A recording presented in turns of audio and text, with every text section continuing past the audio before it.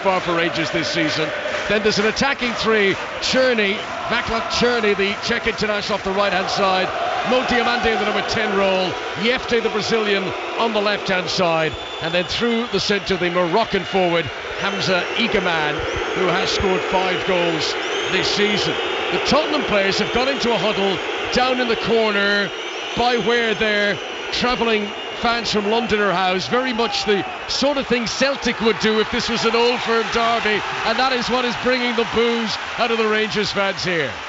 Yeah, you don't do huddles in here as the opposition team. They certainly don't like it. I wonder if that's a little instruction for the manager or not. So here we go, Rangers against Tottenham.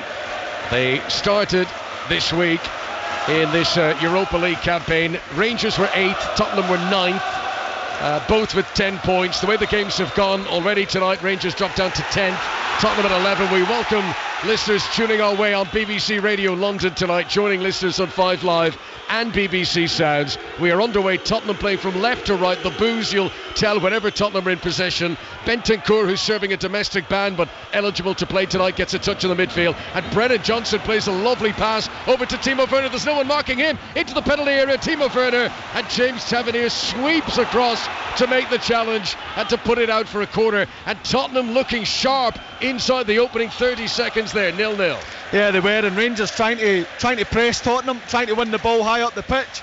4 or 5 passes, and Timo Werner's running into the box 1v1. It's well defended in the end, but Rangers need to go and defend the corner now. But it's really quick play from Tottenham. Rangers haven't lost a game since October. James Maddison is going to take the corner from the far side. In-swinger too close to the goalkeeper, and Jack Butland holds on to it. 6th time that Butland has played against Spurs in his career. Only once has he been on the winning side against them. That was when he was with Stoke City almost a decade ago. Boos as Tottenham regained possession. Fraser Forster, who'll get extra boos tonight because Ange Postecoglou's not the only one with a Celtic connection. No, and James Maddison's in there as well with his Aberdeen connection. Not well liked around these parts either. But you expect that. Fraser Forster, I'm sure he'll enjoy being in here. James Maddison, in his Aberdeen days, he had a loan spell when he was a youngster, scored a brilliant free kick against Rangers, and Tottenham fans will hope that he'll get the chance for that sort of set piece this evening. Gray on the edge of the Tottenham box, gives it to Pedro Porro, no messing around there. He pumps it long up over the halfway line. Brendan will try and keep it in play, but Brennan Johnson unable to do that, and it goes out for a throw into Rangers left full-back position. For them, Spurs team, Fraser Forster in goal, Porro, Gray, Dragusin and Udogie, the back four. No Van de Ven, no Christian Romero, both injured on their comebacks at the weekend. Bentancur able to play even though he's got that 7-match domestic suspension. James Maddison back in the midfield too. Yves Bissouma, who gave away a silly free kick against Chelsea on Sunday, he holds his place in the team. Johnson, Son and Werner are the top 3, and Son has started through the middle. We wondered if Timo Werner might get that role, but Werner very much on the left hand side. Here's Jefte on the left hand side. Pink boots for Rangers, plays it towards the edge of the area. Good work from Ashley Gray to get there, but then he loses possession. Yilmaz in the box, sends it in low. Dragusin on the edge of his own 6-yard box makes the block, and then Archie Gray, how cool is that? Drops his shoulder, swerves away from trouble and clears the ball away. I mean, it's cool to the point of looking casual, but it worked for Archie Gray. Yeah, it did. It looked like he was going to just swing at it with his left foot, and he felt that there was too much trouble and traffic in there, so he just dropped his shoulder onto the right. He's trying to get up to Son. Ball over the top, looks like Yilmaz is offside, no flag though, play on for now. Shot comes in from Yegerman, but he slices it outside of the left foot of the Moroccan and way wide of Fraser Forster's goal. Goal kick to Tottenham, Rangers 0, Spurs 0. 5 Live, BBC Sounds at BBC Radio London. Yeah, Yilmaz is making that run from the left wing area, and that's a slight surprise to me. I thought that Yilmaz would play at left back and Jefte would play ahead of him, like many others did, but it's Yilmaz, it's a further forward by Rami in behind Egeman. But the start for Rangers, you can hear, when Archie Gray, we're saying it's nice and cool and calm, and it is great, but the Rangers fans applaud it because the ball gets kicked back to Rangers and they're allowed to then be high up the pitch, and it's been a really bright start from Rangers. Rangers applying good pressure. Egeman again rolls it infield, this time to Jefte. He tries to cross it, he's deflected away off the Romanian Dragusin. It goes out for a throw into Rangers. Attacking position left hand side, they're keen to take it quickly. Jefte looking for options level with the edge of the penalty area that Rangers attack. It's a still night. There's no real wind around, but it is that sort of dead cold that gets into your bones, and they're all wrapped up warm to come out here tonight. Ange Postecoglou, who's taken out a big jacket that he probably hasn't worn since he worked here in Scotland. It's one of those sleeping bag jackets, and he's wearing it down to our right hand side with his shiny leather shoes, and standing very close to Philippe Clement, just to his right hand side. Clement, who's been in the job for just over a year. This month last year, Clement won his first trophy as a Rangers manager. He's hoping to retain that League Cup crown on Sunday in the final against Celtic. That's all of the backdrop to this as well. Butland wearing bright pink. What a ball that's proven to be. And charging on here is Igaman into the penalty area. Dragoshin really good. Strong. Made the challenge and made sure that no shot came through. But that was another Rangers chance. They still have possession here. Yilmaz on the left-hand side, twisting and turning with Pedro Porro. Gives it to Yefte, number 22 on his back. And then the flag is raised because between the two of them, one was offside. Tottenham stepped up together. Good defending from Ange Postecoglou's team. James McFadden. And that's the problem when you have two full-backs playing, together. If you've got a left winger, a left midfielder, when it comes to Yilmaz, he has to delay, step inside, wait for the run of Yefte coming outside him. He tries to go on his own. By that point it's too late. Yefte's offside, but previously to that, Igaman getting onto a clearance down the middle of the pitch, almost getting through, well defended by Dragoshin. But this has been a brilliant start for Rangers. Another roar from the Rangers crowd as Nicholas Raskin regains possession in the midfield, gives it over to the right hand side to James Tavernier, who turned 33 in October but remains one of the main men for Rangers. They try to get into the penalty area with Cherney. He dropped the shoulder. Udogi's very good in those one-on-one situations, and Tottenham regained possession. Last touch goes off Tavernier and out for a throw into Spurs. Left full-back position for them. Destiny Udogi, who's playing his 20th game in all competitions. He's very much an Ange favourite. Yeah, and I can see why, because you watch Ange Postecoglou's side up here for Celtic. So you speak about the forward players and how much they are key to how he plays, but the full-backs are massive. Coming inside, playing almost at times a midfielder, showing that energy. I'm not surprised. When Ange Postecoglou was Celtic manager, he played 4 games here at Ibrox. He was only victorious in one of them. He knows this is a tricky place to come. Raskin looks up, good vision, sees that Tavernier's got loads of space on the right hand side. Werner trying to run back. That's a great ball from Tavernier, but Dragoshin is able to nip in and intercept it ahead of Barami, who'd made the burst forward. Rangers have rolled up their sleeves here. Great determination.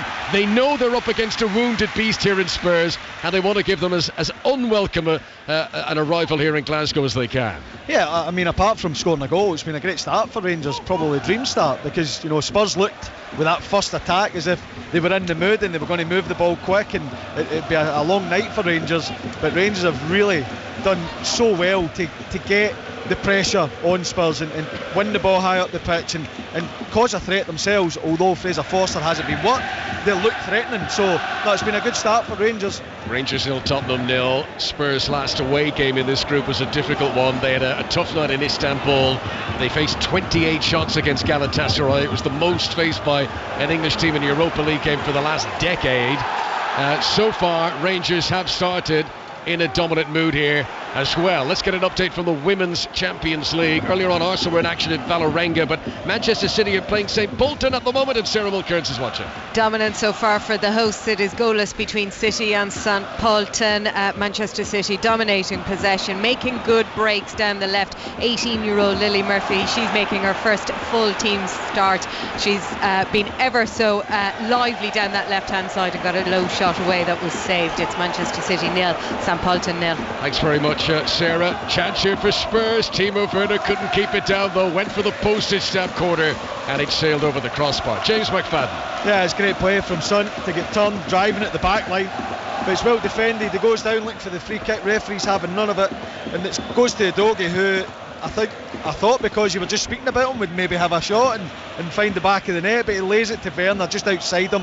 He steps onto it with his right foot, opens up, he's trying to just pass it high into that far corner and it goes over the bar. But nice and positive from Spurs, because they've struggled really to get out in the first 6 or 7 minutes. Earlier on, Roma beat Braga 3-0 in this competition. Manchester United were given a bit of a scare, but 2 goals from Rasmus Højlund saw them win in the Czech Republic against Victoria Pleasant. Pleasant won, Manchester United 2. That's an important result for Ruben Amorim, whose honeymoon has been spectacularly short, as Maddison here gives it up to the halfway line. Son is able to turn, and he feeds the German Timo Werner down the left hand side. Werner, who's played against Rangers before with Leipzig and Chelsea, but he runs into Tavernier there, and Tavernier just judged that so well. The old adage, keep your eye on the ball, and he ignored the shimmying of Werner, and he made a really good tackle, and he set Czerny on his way here, and Rangers into the penalty area, and the shot flashes over the top, and that's really good. One end to the other football from Philippe Clement's team. The Rangers fans are loving how their team has started here. Absolutely, and it starts with James Tavernier. He's come in for a lot of stick throughout his time at Rangers defensively, but he does brilliant against Timo Werner. He plays it into Bayrami, who plays it then first time to Czerny in the wide area. He doesn't just watch and see what his teammate's going to do. He gets round him, knowing Czerny's going to cut into his left foot. And I was wondering if Czerny was able to see Bayrami. He did. He played the pass, nicely waited for him to step on it first time, and Fraser Forster's had to tip it over the bar. But electric attack from Rangers. Tavernier is one of the highest scoring right backs in footballing history. 128 goals he scored for Rangers, ridiculous for number 2. He's taken the corner here short. Czerny, what a delivery, out with 2 fists of punches. Fraser Forster, and then the follow-up from Yilmaz. He couldn't keep it down, and he puts it over the crossbar. It's another chance though for the home side. They'll want to capitalise on this good form that they're having at the moment in the game. Yes, they will, and I think Fraser Forster has to catch the first one that comes in. He's unopposed, he's under no pressure, and he elects to punch it with both hands. But I have to say, when it drops to Yilmaz, he's not renowned for his shooting from outside the box, although he has been known to score the odd spectacular one, but it just bounces too high for him. Down the other end, Robin Proper with a somewhat uncertain touch inside his own penalty area, but he gets away with it. Rangers clear away down the right hand side. Full house at Ibrox. Rangers 0, Tottenham Hotspur 0. Pedro Porro, good ball into Maddison in the midfield. Raskin tries to get close to him.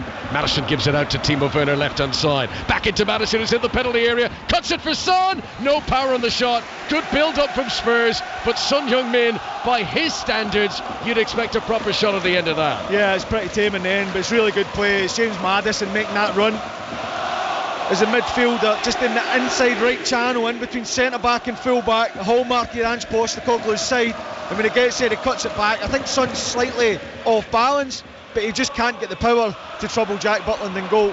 Archie Gray playing centre half tonight for Spurs, does well, gets the ball ahead of Egerman, and I mentioned that sort of almost casual appeal of him. Too casual. He's won that on the edge of the penalty area. He's dribbled 25 yards with it, and he's given it away. I mean, the first 3/4 of what he did there was so good, but that's where the decision making could then get rid of it. Yeah, absolutely. Look, a lot's been made. He is playing centre back. We've seen him in midfield. We've seen him at right back. Shows you his talent. Diamandis made a search here, bounces near him, chance for Rangers. Porro whips it away from his toe. Never really fell for the Ivorian, Mo Diamandis. It was a high swirling ball that bounced ahead of him, and then Porro tries to counter-attack down the other end. Yefte puts 2 arms on both of his shoulders to foul him to stop the counter-attack, and the Swiss referee comes over. It's not a yellow card, but I think that firmly counts as a final warning for Yefte. Don't do that again, or you will be in the book. Deliberate foul to stop Tottenham counter-attacking. 0-0. Yeah, and I'm really surprised that he hasn't been shown the yellow card there, because Johnson just slows down, draws him in, knocks it up the line, and he just pulls him back. You would normally see yellow cards for that, so it's early in the game, and I think it's going to be that type of game where Yefte wants to get forward. He's going to have to defend at 1v1 at times as well, so be interesting to see how that plays out. But we're speaking about Archie Gray, and you're right, it's great composure, but once he travels maybe 10 yards, heat your head up, maybe find a pass, you're never going to run all the way from centre back out the right wing back area up to right wing and all the way to goal. But he is young, and he will learn, especially in an atmosphere like this tonight. He thought he was Jimmy Greaves in that anecdote I told earlier on about Jimmy Greaves, who scored when these sides met in the old Cup Winners' Cup back in the 1960s. Tottenham won the first leg at the old White Hart Lane. 80,000 people in those days turned up for the second leg here at Ibrox. Rangers unable to turn it around, and that was the year that Spurs won the Cup Winners' Cup, the first English team to win a major European trophy, and that's the last time they met in a significant competitive game, these two. Forster, you can tell the boost when the Spurs former Celtic goalkeeper has the ball. Archie Gray gives it short to Dragushin, who had started 7 of the 8 games before he came on as a sub against Chelsea at the weekend. Needs most of the moment for Ange Postecoglou, who's missing so many defenders Romero, Van de Ven, Ben Davis. Jet Spence isn't in the Europa League squad. Reguilon is not featured, but he's not in the Europa League squad, so he couldn't play. The goalkeeper's injured, Vicario. So not an awful lot of options. The Spurs defence these days kind of picks itself. Butland clears for Rangers. Straight down the middle again. Archer Gray looked to be holding on to Egeman. That's what the Rangers fans felt. Referee from Switzerland was close to it. He's happy with that. He says play can continue. Raskin gets it under control again. And this is Diomande once more in the midfield. Rangers who realise they can't go absolute helter-skelter all night at Tottenham. They're going to have to manage it sometimes. But overall, they have been on the front foot in these opening 15 minutes that we've already played here at Ibrox. The slip by Basuma. Raskin's going to lose the ball here. Brennan Johnson just outside the penalty area, stretching again. Maybe a chance for Maddison. Over the top, deflection, corner for Tottenham. Yeah, and I totally agree that Rangers can't just keep going attack. But I think when you play the ball into midfield once and then you go out the other side, you have to try and advance. They don't. It goes into Raskin, it comes back to him, and he gets caught on the ball, because then Tottenham are allowed to put pressure on. There's a little slip and Brennan Johnson overruns it, but you can't take these risks, you can't take these chances against a team like Spurs. That's the voice of James McFadden with us here, former Scotland international at Ibrox tonight. 5 Live at BBC Sounds. Rangers 0, Tottenham 0. Corner to be taken by James Maddison on the right hand side. It's been a busy midweek of live football and 5 Live Champions League commentaries over the past couple of evenings. Europa League tonight. Here comes the delivery from Maddison, headed by Proper up into the air, falls for Basuma on the edge of the box. He tries to strike it and it deflects away off the first defender in front of him, and Rangers breathe again, and they might do more than that. They're going to come on the counter-attack here. Yilmaz sends it through ball, but Udogie had the head start at Egeman, and he's able to shepherd it back to Fraser Forster. Yeah, I like the idea from Yilmaz, because they're beyond that first press. It's just that Egeman isn't ready for it. Udogie was, he read it, he was onto it. But I don't mind it, because it shows that, you know, if there's any chance of Spurs getting control of the game and, you know, having Rangers having to defend, it's important that Rangers manage to hit back, and just maybe the timing, the decision making there, just a little bit off. After tonight, more live football coming up on 5 Live on Saturday. Ian Dennis and Chris Sutton will be at Anfield. We'll bring you Liverpool against Fulham in the Premier League. Kick-off at 3 o'clock, the usual round-the-ground service. And the tea-time game on Saturday is Nottingham Forest against Aston Villa. And we'll have commentary on that one here on 5 Live from the City Ground. Into Sunday, the Manchester Derby's the big attraction. Correspondent John Murray will be with Leon Osmond for that one. Kick-off at 4:30 here on 5 Live. Two teams in out of sorts form, to say the very least, in that Manchester derby. Porro here crosses for Tottenham. It does reach Timo Werner, but out by the corner flag on the left hand side. 0-0, exactly 17 minutes on the big stadium clock. Maddison 10 yards outside the penalty area. Left hand side of Spurs advance, wearing their traditional white shirts, dark shorts, white socks. Werner takes on Tavernier, gets to the byline ahead of him. Cross was disappointingly low though, and it's easily dealt with by John Sutar, and Rangers are able to clear the ball away. Spurs recapture possession, but they're back near the halfway line. Maddison to Porro, number 23 on his back. He's got Bentancur available outside him, but the Spanish international comes infield. Yves Bissouma now out to the right hand side to Rodrigo Bentancur, the former Juventus man. Just gets to the edge of the penalty area, then he's shepherded away from that space as Yefte forces him back towards the centre circle once again. Dragoshin, hair tied tightly up at the top of his scalp, plays a little 1-2 with Archie Gray. It's good pressuring from Rangers. They're making it difficult for Tottenham to come out from the back. We know how Postecoglou likes to get into the opponent's final third as quickly as possible. Son tried to play a ball in front of Udogie. Good interception by Tavernier. And here come Rangers on the counter-attack again. Cherney, lovely step to come infield. He's only got one ahead of him. Ekemane. Cherney waits for more to come. And then, sort of mixed mind as he released the pass. Raskin had run inside him. The pass needed much more power than that. Spurs are able to regain. Yeah, they were. It's a great run from Cherney. Jinkin outside, coming inside. Egeman had peeled off. I wonder if he could play that a little bit early, but I don't mind the run from Yilmaz. He makes that run back across him.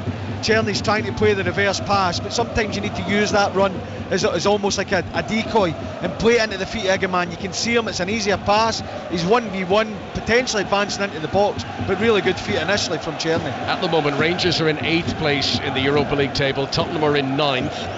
both hoping to go through into the knockout stages without any playoff drama. In the Women's Champions League, Manchester City are already qualified, but they want to secure top spot in their group. They're taking on St. Pölten this evening, and Sarah Mulcairns is there for us. Sarah. Goalless so far, Connor. St. Pölten, though they're struggling to get out of their own half. Keeper Karina Schluter has been struggling all evening to keep on top of this Manchester City attack. They're peppering her goal with shots. Blinkilda Brown had a couple of low effort saves. Park had a bouncing shot from outside the area. Lily Murphy has had a couple of shots in the last couple of minutes. You feel a goal is coming. It is Manchester City 0, St. Pölten 0.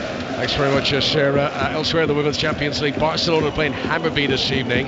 Now, when they met earlier on in this group, Barcelona won by 9 goals to 0. Tonight, 7 minutes in, Barca already 1-0 in front against Hammarby in the Women's Champions League. In the Europa League, here at Ibrox, Rangers 0, Tottenham Hotspur 0. On 5 Live at BBC Sounds, Udogie has done well under pressure from Tierney, and then 2 players challenging for a high ball on the far side, and the referee is going to show a yellow card. Now, who has he shown that to?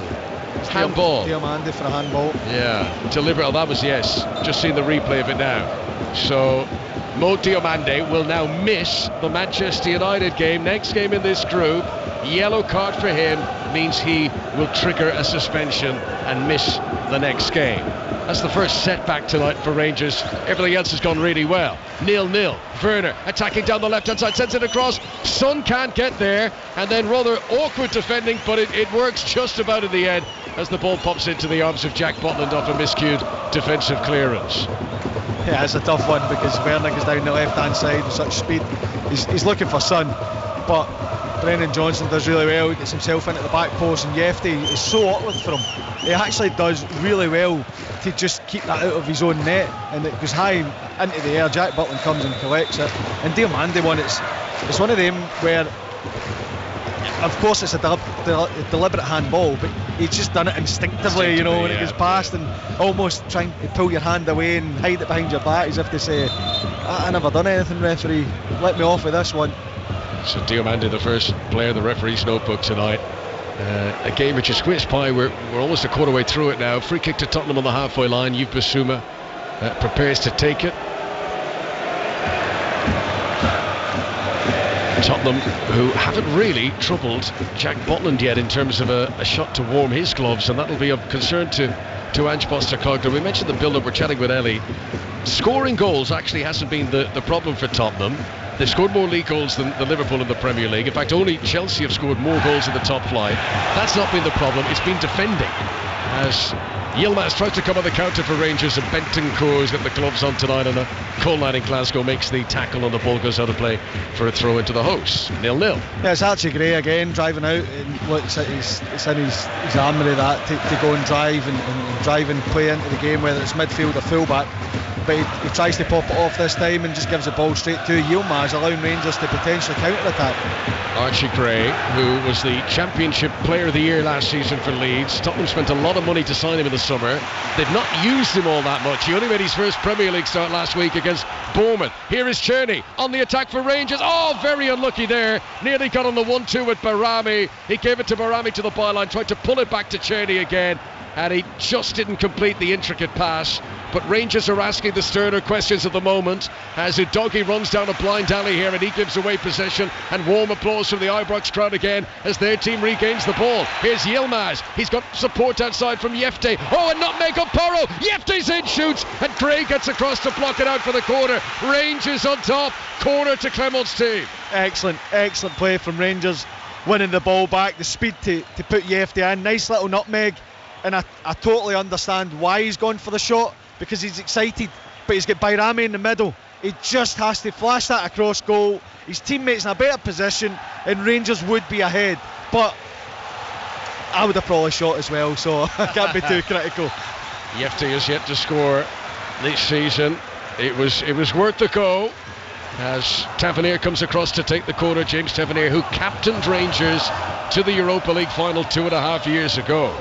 He raises both arms above his head. That's the signal. Here it comes towards the back post. Good delivery. Bentancur jumping edge of the 6-yard box, flicks it backwards, and it's going to skid out. Is it for a throw in on the far side? No, Yilmaz has been able to keep it in play. Down by the corner flag. 23 and a half minutes played at Ibrox. Diomande on a yellow card picks a good pass to Proper just outside the penalty area. Groans from the Rangers fans because he went backwards when he had 4 or 5 teammates in more advanced positions of him. That was too cautious. Then a mistake. Yefte's given it away here to Bentancur. 2 errors back to back. Contagious for Rangers. Son sends a cross into the middle. Brennan Johnson's waiting for it to come, and Yefte, who had a shot down the other end seconds ago, is the defender who gets back, and then 2 arms waved of apology to everyone to say, sorry I messed up there, but didn't I do well to make amends? And then they've given it away again. Porro, just outside the Rangers penalty area, right hand side, tries to put it through the legs of Raskin, and that deflects and takes the sting, and it trickles through to Jack Butland. Rangers 0, Tottenham Hotspur 0. James McFadden. Yeah, I was just about to say, there's no better way to fix a mistake and getting back and being the one that makes the clearance. So fair play to Yefte. But you're right, Rangers were in a great position, edge of the box. Can they play the ball forward? The only thing I would say is you're asking the centre back to maybe be that guy that plays the killer pass. Well, that's not a bad pass. Egeman into the penalty. Tierney hits it first time on target. And Forster diving to his right hand side gets down and makes the save. It wasn't directly into the corner, but there was a bit of whip on that shot. That's one of the better efforts we've had in the game so far. Rangers 0, Spurs 0. Rangers on top. Diomande midway inside Tottenham Hotspur territory to Raskin. Back to Tavernier. Back into the centre circle to John Souttar, who scoops it high aloft up into the air. Archie Gray, tall young defender, gets the head nod to it, but he can't pick out a teammate, and this is Cherney trying to get it onto that left boot of his with the lime green boots. Good pass. Yefte in the box, fizzes it in across the face of goal, and that is a whisker away. Barami sliding in, cannot believe he didn't score any touch at all, and Rangers would have been in front. Great build-up play from the home side there. Gamble, throw yourself at it. He's hesitant for a split second by Rami. It's great play again from Rangers out to this left hand side. The weight of the pass is perfect, allowing Yefte just to come on. He hits his side foot. Normally they would bend in towards the goalkeeper and back into the middle, but it's a straight pass. Bayrami has to throw himself at it, and Rangers would be ahead. It's a game at the moment that's bypassing the midfield, one attack to the other. Bentancur on the D of the Rangers penalty area, away to our right hand side is Porro in support. Now Brennan Johnson picks it up. This is right hand side of the penalty area. Spurs come forward, back in field to Bentancur once again. Boos from the Ibrox crowd as Tottenham hold a bit of possession. They've not had much of it in this first half. Bentancur onto Johnson. That's a good ball for Son in the penalty area, but shielded back out of the box again. Johnson to Porro, more central, a good 15 yards outside the box. Terrible pass from Porro. He's given it to Tierney, and now Rangers 3-on-3 if they're quick enough. Yilmaz plays it forward to Egeman. Now he's going to look for Tierney. That pass needed to be much better. Dragushin has nodded it out to Diomande, whose shot sails over the top. They keep coming, Rangers, wave after wave of attack at the moment. Rangers 0, Tottenham 0 at 5 Live. Yeah, they've been the best side. It's clear. I think that Spurs have been wasteful. They haven't been able to cut Rangers open too often. Importantly for Rangers is when Tottenham look like they could be threatening, Rangers have managed to hit them back straight away. Yilmaz has been brilliant in this left hand side as a left winger, considering he's a fullback. He's an attacking fullback, and he hasn't played a whole lot of football, but he is a real threat down this left hand side. That is 6 attempts at goal that Rangers have had in these opening 26-27 minutes. Souttar clears the ball away. Dragushin wins the header on the halfway line. It's down now for Raskin, and he'll play the ball in front of Yefte, who's been a real willing runner to get up from left back whenever he can and join the attack for Rangers. Support of Yilmaz, these two natural left backs who are operating in tandem with each other to put pressure on Brennan Johnson and Pedro Porro on that side for Spurs.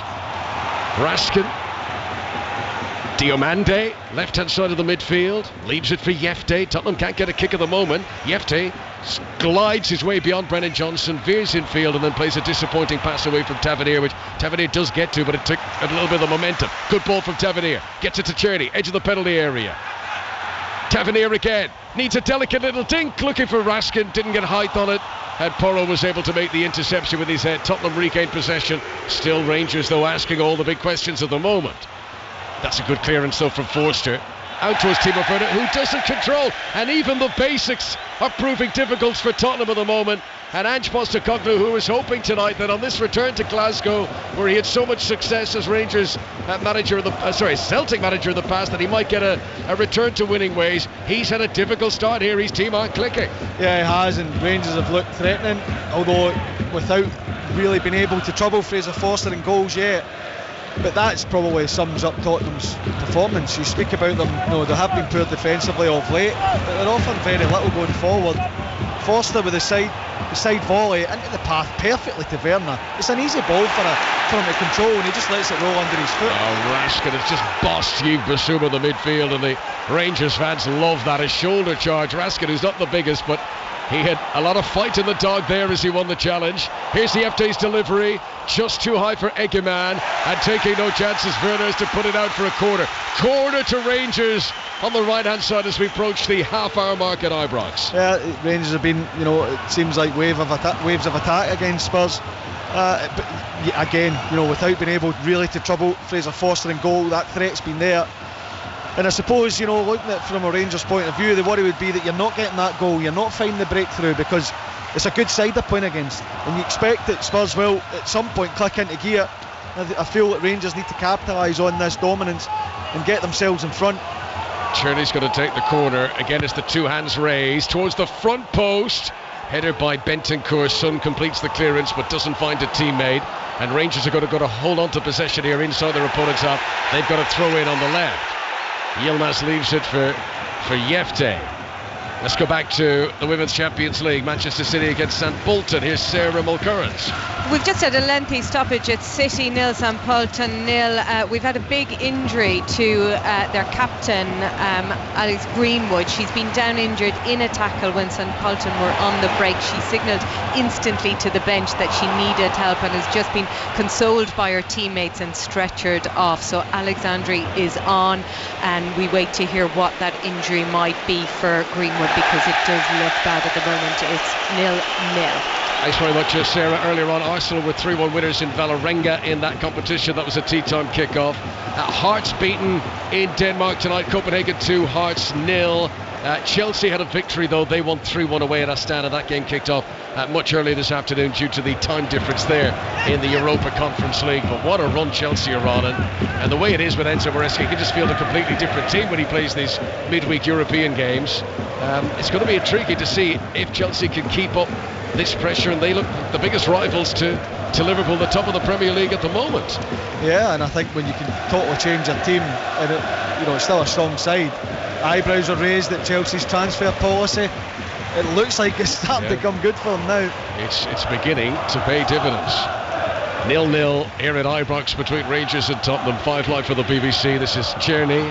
Timo Werner has not had a good first half, trying to put pressure on him, but Tierney's got a chance to shoot from the edge of the area. Was dipping. Foster's a huge goalkeeper, felt he had it covered. Arm was raised, but he didn't have to touch it. He knew it was sailing over the top. But it's another chance for Rangers. 0-0. Yeah, I mean, it looks like, and look, I know that the attacking threat that Spurs have, but if any team are going to go in front, it's Rangers, because they have been the dominant side. Porro gets it ahead of Proper, who was sliding. Last touch comes off Pedro Porro. Just look at some of the communications between the Spurs players, the body language. Porro and Brennan Johnson had a disagreement of words there. They're not happy campers, Tottenham. Why would there be the run of form that they've been on lately? And the stakes are very high for Ange Postecoglou's team. If Rangers were to win tonight, I mean, this would make a bad run a terrible run. It would be 5 games without a win for Spurs. It would be 1 win in their last 8 if they don't get a victory here. Brendan Johnson immediately challenged by Yeftay, and Johnson didn't have enough fight in the game there at all. He was easily dispossessed. Yilmaz with the cross, shoots over the whole of the penalty area. Tierney will keep it in play by the byline. Right hand side, Rangers stay on the attack. Back into the mix it comes again. Bentancur, wherewithal to chest it down inside the box. He knew there was no opponent near him. Tottenham are going to try and play their way out of trouble, and they were just in danger of being caught there, and they're relieved to hear the referee's whistle, because there's an injury to Sutar, I think it is, inside the centre circle. So play was held up. If I was a Rangers player, I'd be disappointed the referee chose that moment to stop the game, because their team was about to pounce. Yeah, but I think the biggest concern here is it's John Souttar that's down for Rangers. He's been probably the best player this season. most consistent. And just, before the game we were thinking, a massive game on Sunday. Are there any players potentially needed rested? I don't think John Souttar would have been one, but he's certainly one that you come into this game worried about. So it's not great at the minute. And to go back to your point, look, Rangers have won the ball back, maybe 30 yards from goal out the right hand side. But I think the biggest concern here is John Souttar and whether he's going to be okay either to carry on, but certainly the bigger picture to be ready for Sunday's massive game. Just trying to see through the perspex. Is it Balogun who's getting ready? I think it is. Leon Balogun, the Nigerian international defender, has taken off his tracksuit top, so you'd imagine that he's about to be thrust into the game here. John Souttar hobbling off. James mentioned the big game to come on Sunday, the big Old Firm Scottish League Cup final at Hampden, Rangers against Celtic. And then Rangers have one other game between now and Christmas. They host Dundee here, that's in 9 days' time. But this is a problem for Philippe Clement, with John Souttar, who has started every European game for Rangers this season, making way. And on comes the one-time Wigan player, Leon Balogun, who is making just his second appearance in the Europa League this season. Yeah, with a chance to see it again there. And John Souttar just passes the ball, so I don't know if he's felt something slightly in his groin, his hip flexor.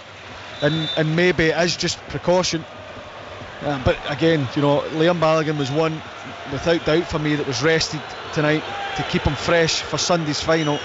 So it's not ideal in both counts. And now, if you're Philippe Clement, you'll be watching this game through your fingers with your defensive options at the minute. Yeah, you certainly wouldn't want to lose any other defenders to injuries ahead of the Celtic game at the weekend. New episode of the EuroLeagues podcast, by the way, coming out this evening, looking back on the Champions League action of the week. Also 72 Plus, which is reaction to Neil Harris leaving Millwall. You'll find that on BBC Sounds or wherever you get your podcast. Here comes Udogie on the attack down the left hand side for Spurs. Good challenge, Diamande. Ball goes out of play for a throw into Tottenham down the left, and we've got 10 minutes to go to half time. Yeah, it's great defending from Diamande. Matches a run from Udogie and just uses his strength. But we just saw a picture there of Ange Postecoglou. He won't be happy with any part of his team's performance. They've not been good enough on the ball. They've not carried a big enough threat. And I think, one of the big disappointments for him will be that they haven't been able to press Rangers and put them under any pressure at any part of the pitch. He's famed for his teams being high pressing and winning the ball back and going in numbers, and his famous mantra, we never stop. Well, they've not started yet, Spurs, tonight.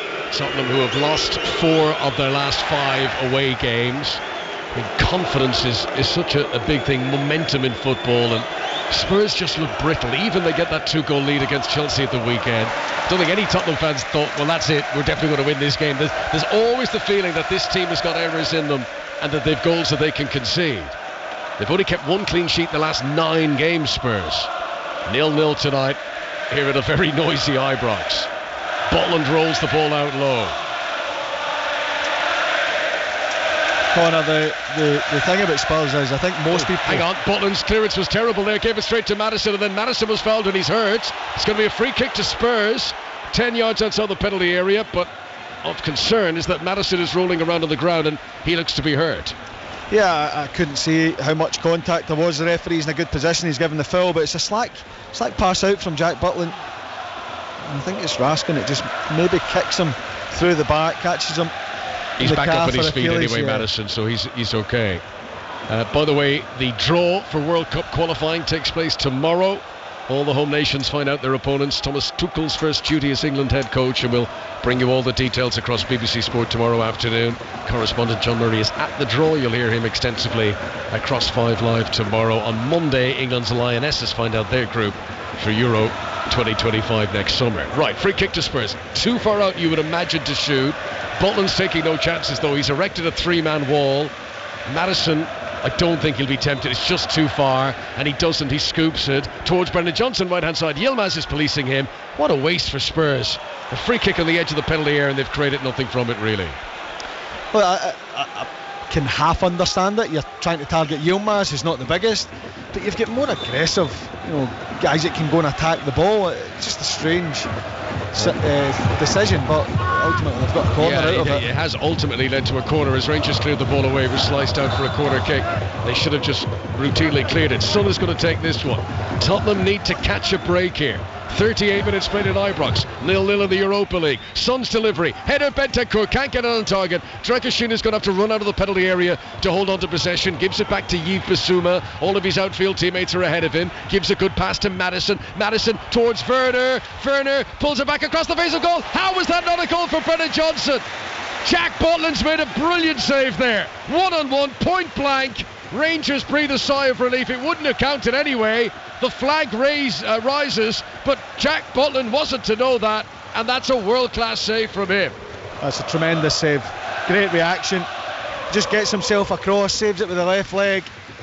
But the chance before that, what should have been the chance, was when the ball's fired into Werner. It's another poor first touch. He gets lucky, he gets a second bite at it, and he just fires it across. Brennan Johnson makes a run, probably thinking he's going to be in on the first occasion, and he's offside, but Jack Butland's not to know that. It's a tremendous save. It's an interesting case, isn't it, Timo Werner? I mean, once he was one of the most coveted centre forwards in world football. You know, German international. He's got 57 caps for Germany. Chelsea spent a fortune on him back in the day, but it's an interesting example of a player who's just gone off the boil. You know, Chelsea paid £45 million for him in 2020, which was, you know, back when 45 million was 45 million, you know, not the crazy transfer fees you get these days. Here is Brennan Johnson, more on that in a moment. Down the right hand side for Spurs. Proper's been dragged out of the centre to keep tabs in him. Done a good job because he's shielded that side. He sent Tottenham back towards the centre circle again. Spurs fans who've made the long journey from London will be wondering if their team are going to get a goal in this game. They've not offered much. There was that chance which would have been offside, saved by Butland, but nothing on target. Here is Bentancur, cross on the right hand side, nobody in the middle, nobody again gambling to get in there, and Tavernier takes no chances, puts it out for a corner to Spurs on the left hand side. And it's the man you've just been speaking about, Timo Werner. You know, I've seen a lot of Ange Postecoglou's side, particularly at Celtic, and how they play. When they get a player advanced to that back line, the ball gets flashed across, the opposite wide man is always there at the back post to put the ball in. Timo Werner's sleeping. Bentancur does brilliantly. It's a great run, great bit of play, and it's exactly where he needs to put it. Son into the penalty area, no touch off anyone, and it harmlessly goes through and out for a goal kick to Rangers. I mean, Ange Postecoglou will be pulling his hair out at moments like that, because, you know, there's seldom enough opportunities when the tactics are working for Tottenham, creating that sort of delivery. If you're not working hard to get on the end of it, well, what's the point of being out there? Exactly, and that's switching off, because it's not a light and quick counter-attack. You're asking to make up loads of ground. It's play that we're used to seeing, you know, into the midfield, around the corner, the opposite midfielder making the run beyond, and then it's don't even get your head up, fire it across. You have your striker and your wide man there. That's your two targets. If the striker misses it, the wide man puts it in, but he's nowhere to be seen. That's lovely. Double nutmeg from Ekeman. Nutmeg on two different players. Can he finish this off? Runs to the edge of the area. It's up to Czerny. Was that a fresh air shot by Czerny? Rangers trying to keep this chance alive, but Ekeman, who lit up Ibrox there with not one but two nutmegs within a split second of each other to spark a Rangers attack, and really they should have had a shot on target at the end of all that. Yeah, they should have. It's tremendous from Ekeman. I love the way that he plays the game. It's just carefree. He's just enjoying himself. Here comes Czerny again, weaving on his left foot. He likes to come off the right wing and shoot with his left, but no shot at the end of this. Bissouma's intercepted for Spurs. Best you can say for Tottenham here is that the game is still 0-0. Will Rangers rue not scoring in this first half when they've been on top? 3 minutes of normal time remaining until the break. We'll be back with Ellie Oldroyd in the studio at half time here on 5 Live and at BBC Sounds. This is Raskin, centre circle to his right hand side to Leon Balogun, who's come on as a substitute, a forced change for the injured John Souttar. Czerny tries to cross but can't deliver. Rangers hold on to possession. Diomande has it midway inside Spurs half, and now Raskin will deliver to the near touchline here to us. Yefte on the left, the Brazilian, number 22 on his back. Brennan Johnson, who's got number 22 on his back for Spurs, comes close to try and narrow down the options, and he does send Rangers backwards. They're back inside their own half again.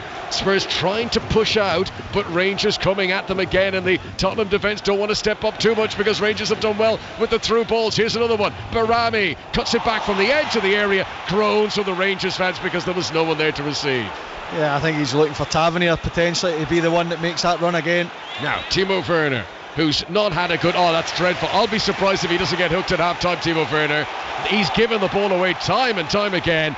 Poor pass, and Rangers come on the attack once again. Ikeman, edge of the penalty area, left-hand side. That's not a good little ding from him. You can see what he was trying to do. He saw in his peripheral vision Barabi making the burst into the box, but he's played it straight to Fraser Forster. 0-0. Yeah, I spoke about the way he plays the game, and it's relaxed and carefree, and he looks like he's having fun, and you're absolutely spot on. You can see exactly what he's doing. He catches the runner by Rami just out the corner of his eye. He goes to fake as if he's going to play it backwards. He goes for the little reverse and gets it wrong, but that's where you make those decisions, those mistakes.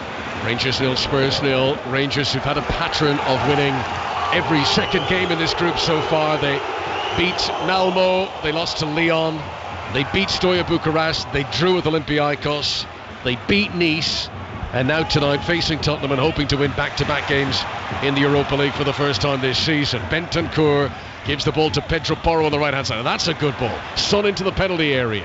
Has to turn with Balogun in with him for company. Dreadful pass by Son, and he was offside anyway. When Son Heung-min received the ball, he was in an offside position.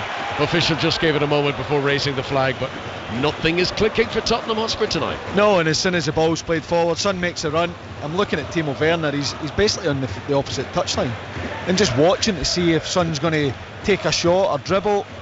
He needs to get himself into that back post. You spoke about him and the drop off, and the big money move, which it was at the time, the hype. He was so sought after.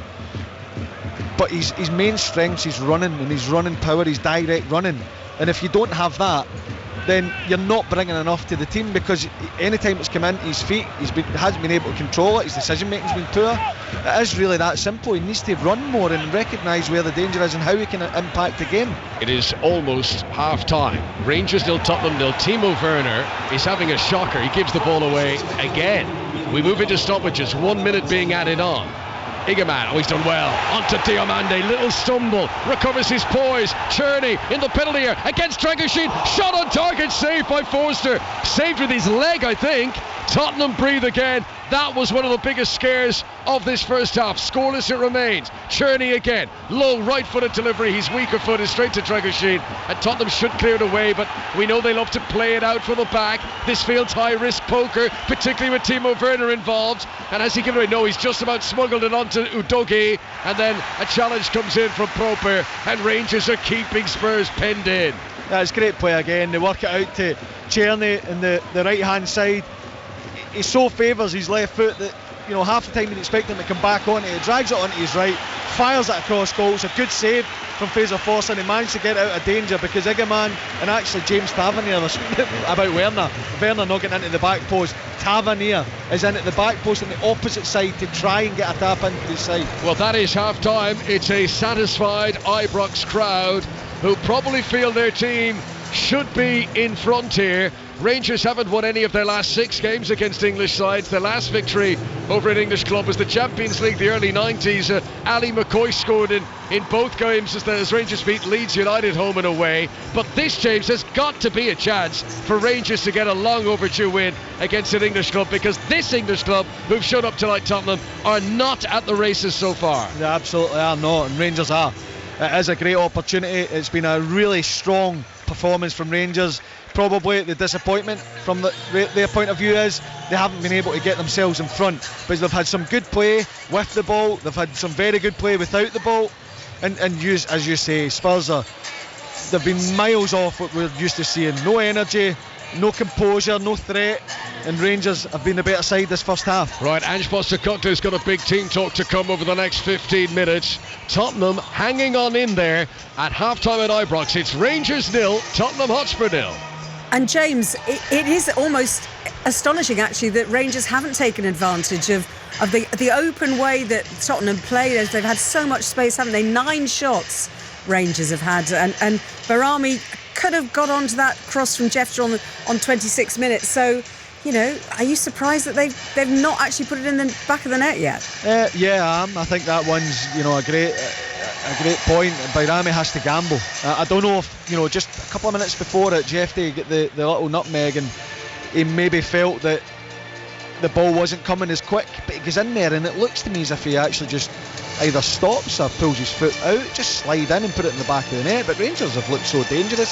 Spurs have looked really passive. It's something we're used to seeing an energetic Spurs side. When they have the ball and when they don't, they put teams under pressure, and they're so not gung-ho, but they push bodies forward and play such a high line. They haven't been able to do that tonight, whether that's been the way Rangers have played or whether that's been just the lack of real energy and the lack of edge to Tottenham's play tonight. But Rangers should be in front, and that is the only disappointment for Rangers.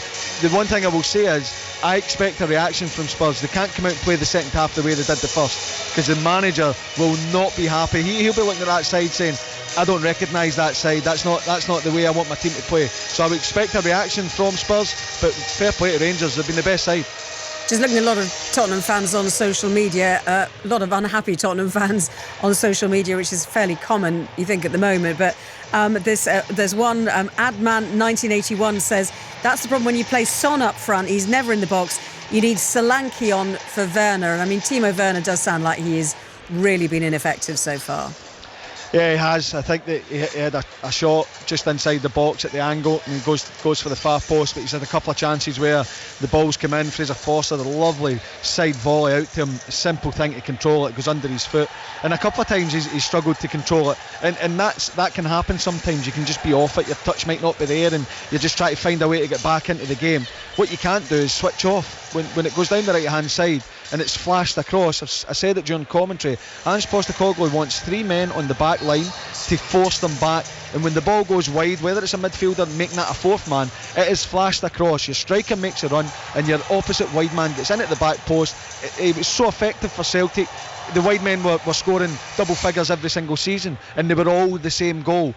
Out wide, flashed across, getting in at the back post and putting it into the back of the net, and that's how you're effective. Timo Werner's been really ineffective, and look, it's tough because I can imagine he's not in the best place in terms of his confidence, but that is a simple thing to make sure you get yourself into the back post. That's not about your touch, it's not about skill, it's just recognising where to be and getting yourself in there, and sometimes that's what you need. It might be a lucky finish, but if you're not in there, you're not going to get any luck.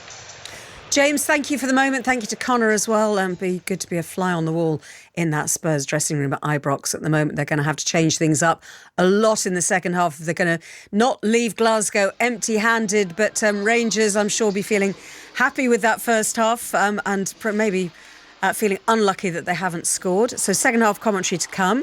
Let's go to the Women's Champions League now. Manchester City are in action at home against St Pölten. It's now half-time, and Sarah Mulkerrins has been watching. Yes, it's goalless at the break. Ellie City have dominated without finding the breakthrough. 18-year-old academy graduate Lily Murphy, she's been lively in attack down the left. Karina Schluter has been busy in goals. St Pölten have really struggled to get out of their own half. Murphy, Park, Blinkilda, Brown, they've all had efforts saved, and then late on in the first half, City sent a dangerous ball into the area. Fowler was sliding in, but the shot was cleared off the line.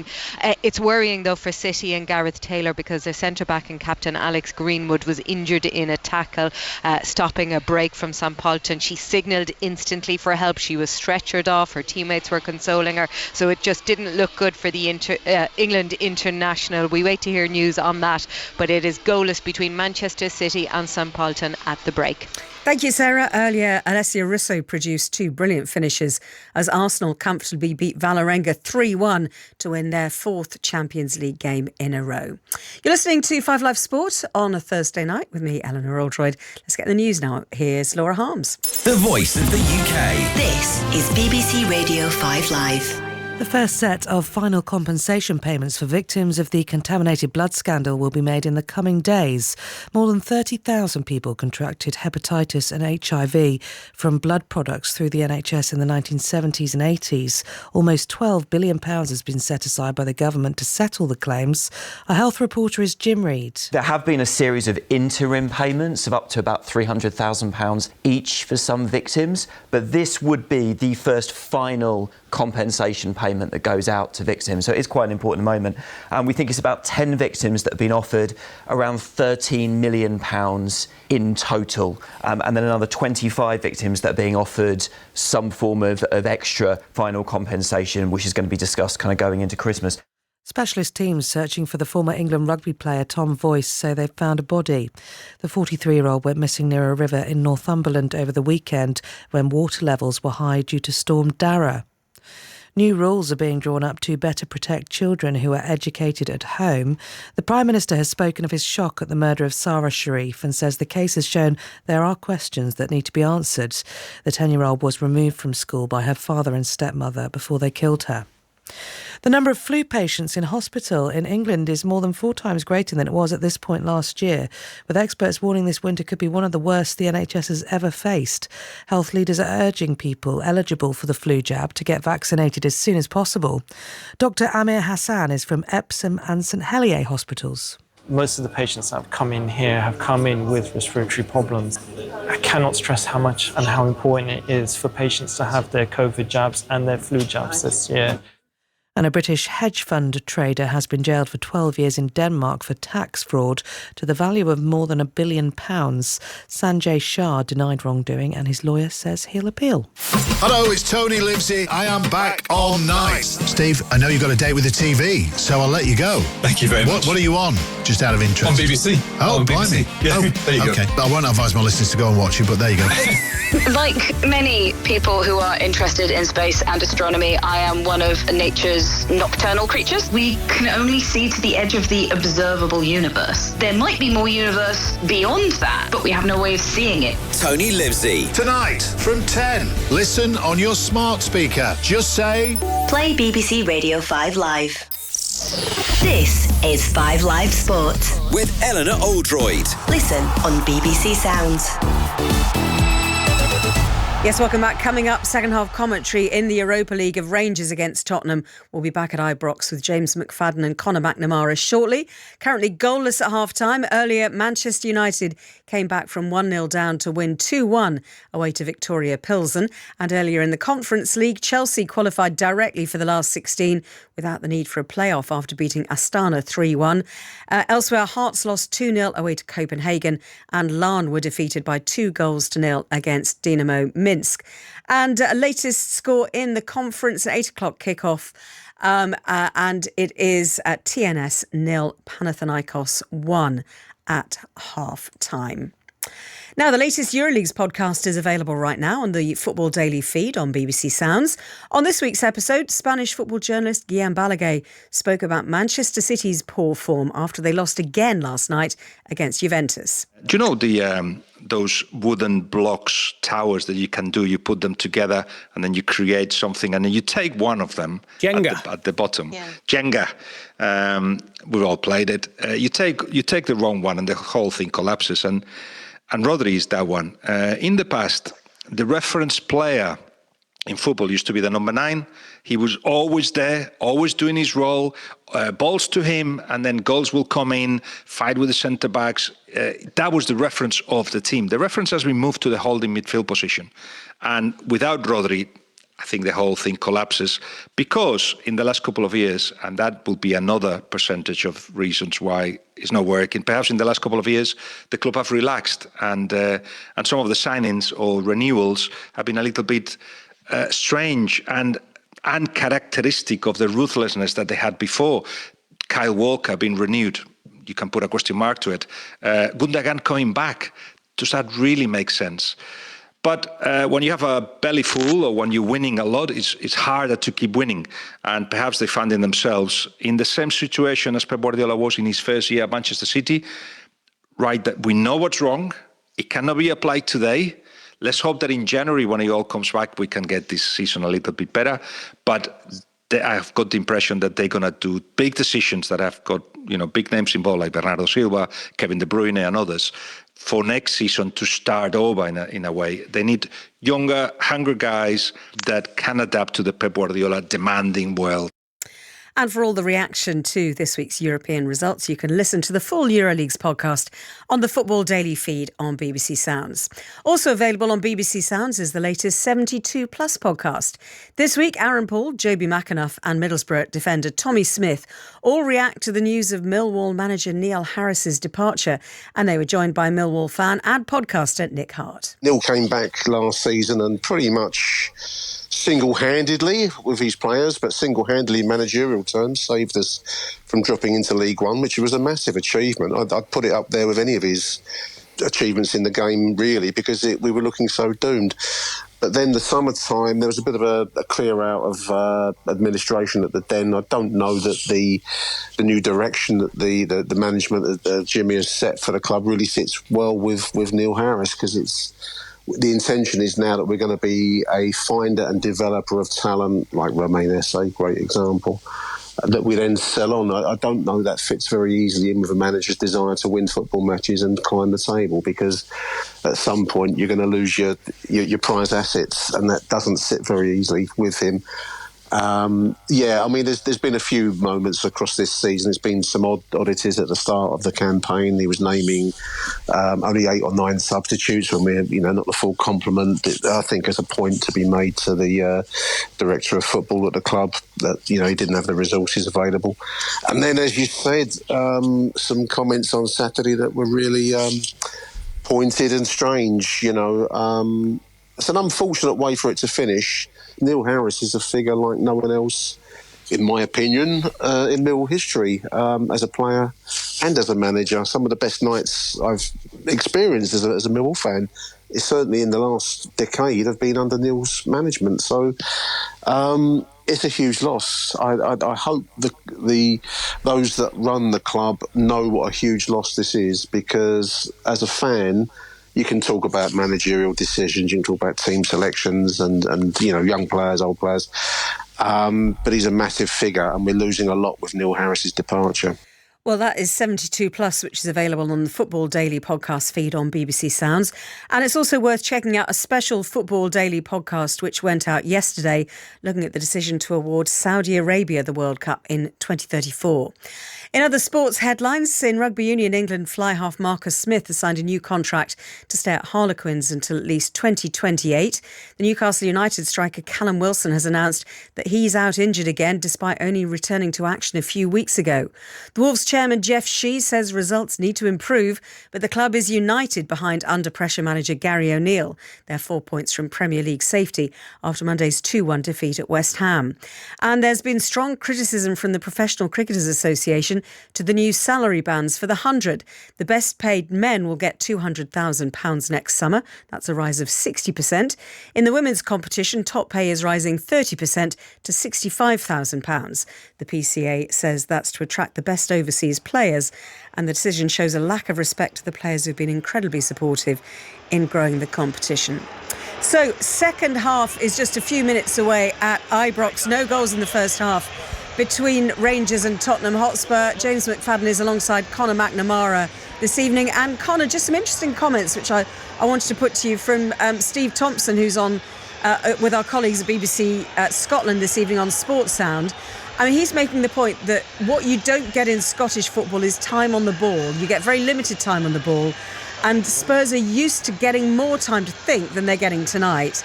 And I wonder whether you think that's what you're seeing as well, or whether that's a fair point from Stephen. I mean, it is, but I don't think you get a huge amount of time in the Premier League either, though. Tottenham, to be fair, do play in an elite league. I think that would be doing them somewhat of a disservice, saying that that they're going to struggle to keep up with the intensity from that point of view. I think it's more of an attitude. I think this is a team who are low on confidence. I think they've come here tonight. I don't think any of them are enjoying it. You couldn't look at the body language, James, of any of the Spurs players and say, yeah, he's really up for that. He's having the time of his life. He wants to impress here.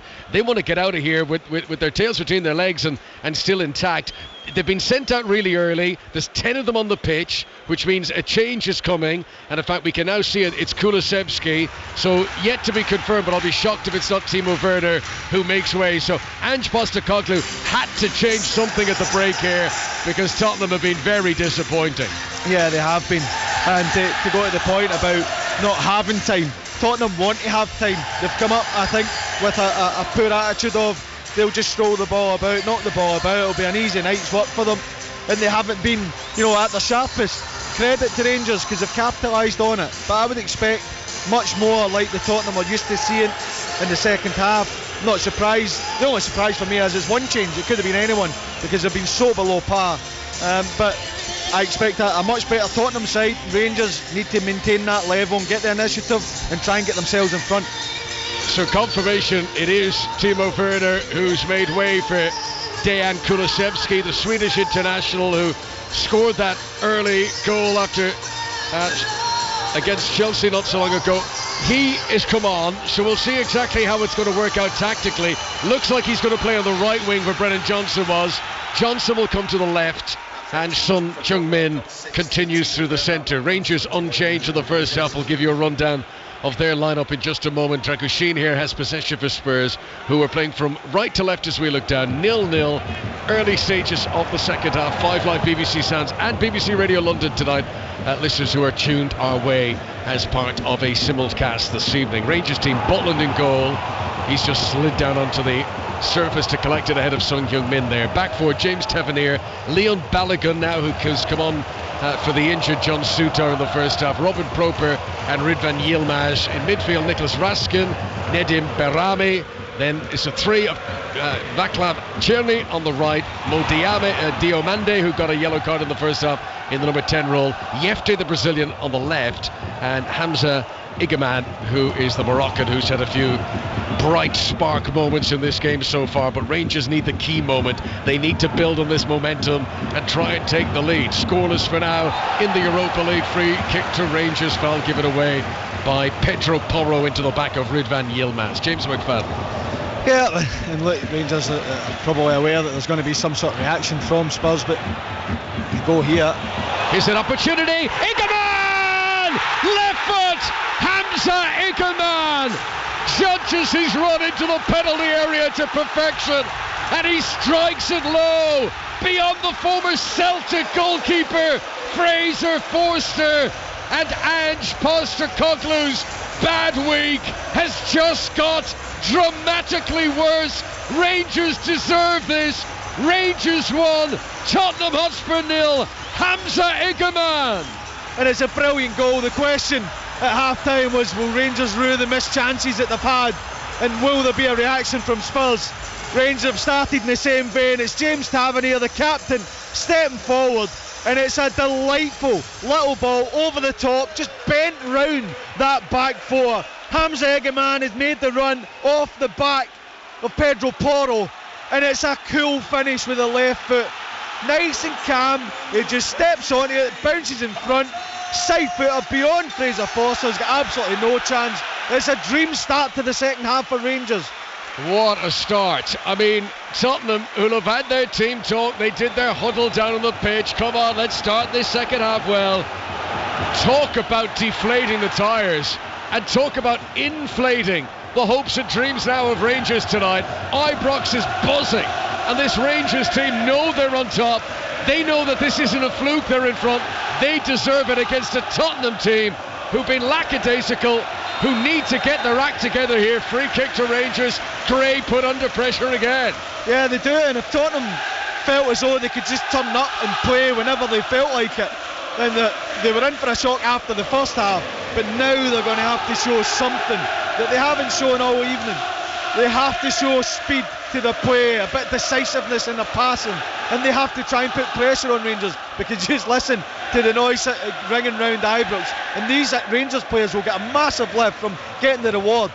Tavernier, low ball into the penalty area from the right hand side, repelled towards Diomande, and Madison tries to clear it away for Spurs, but they can't get a kick at the moment.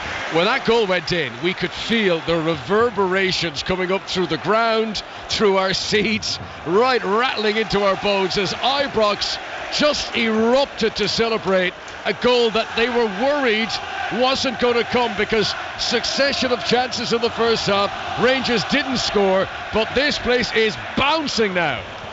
Yeah, it is, and no wonder. I think that every single Rangers fan would have been delighted with the performance levels in the first half, but the fact they've managed to go and capitalise, score from the first chance in the second half, you can see the lift it's given the players. There's been no reaction so far, and I know it's early from Tottenham. Rangers, who haven't beaten an English club in Europe since the early 90s.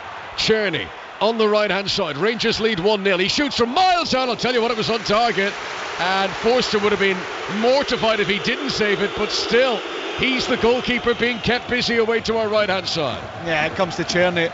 Great play again from James Tavernier. He goes and runs down the outside of Cherny, who fakes to play him in, steps inside, and normally we see the wide man go for the far corner. He tries to catch Foster out and drives it low to the near post. It bounces just in front.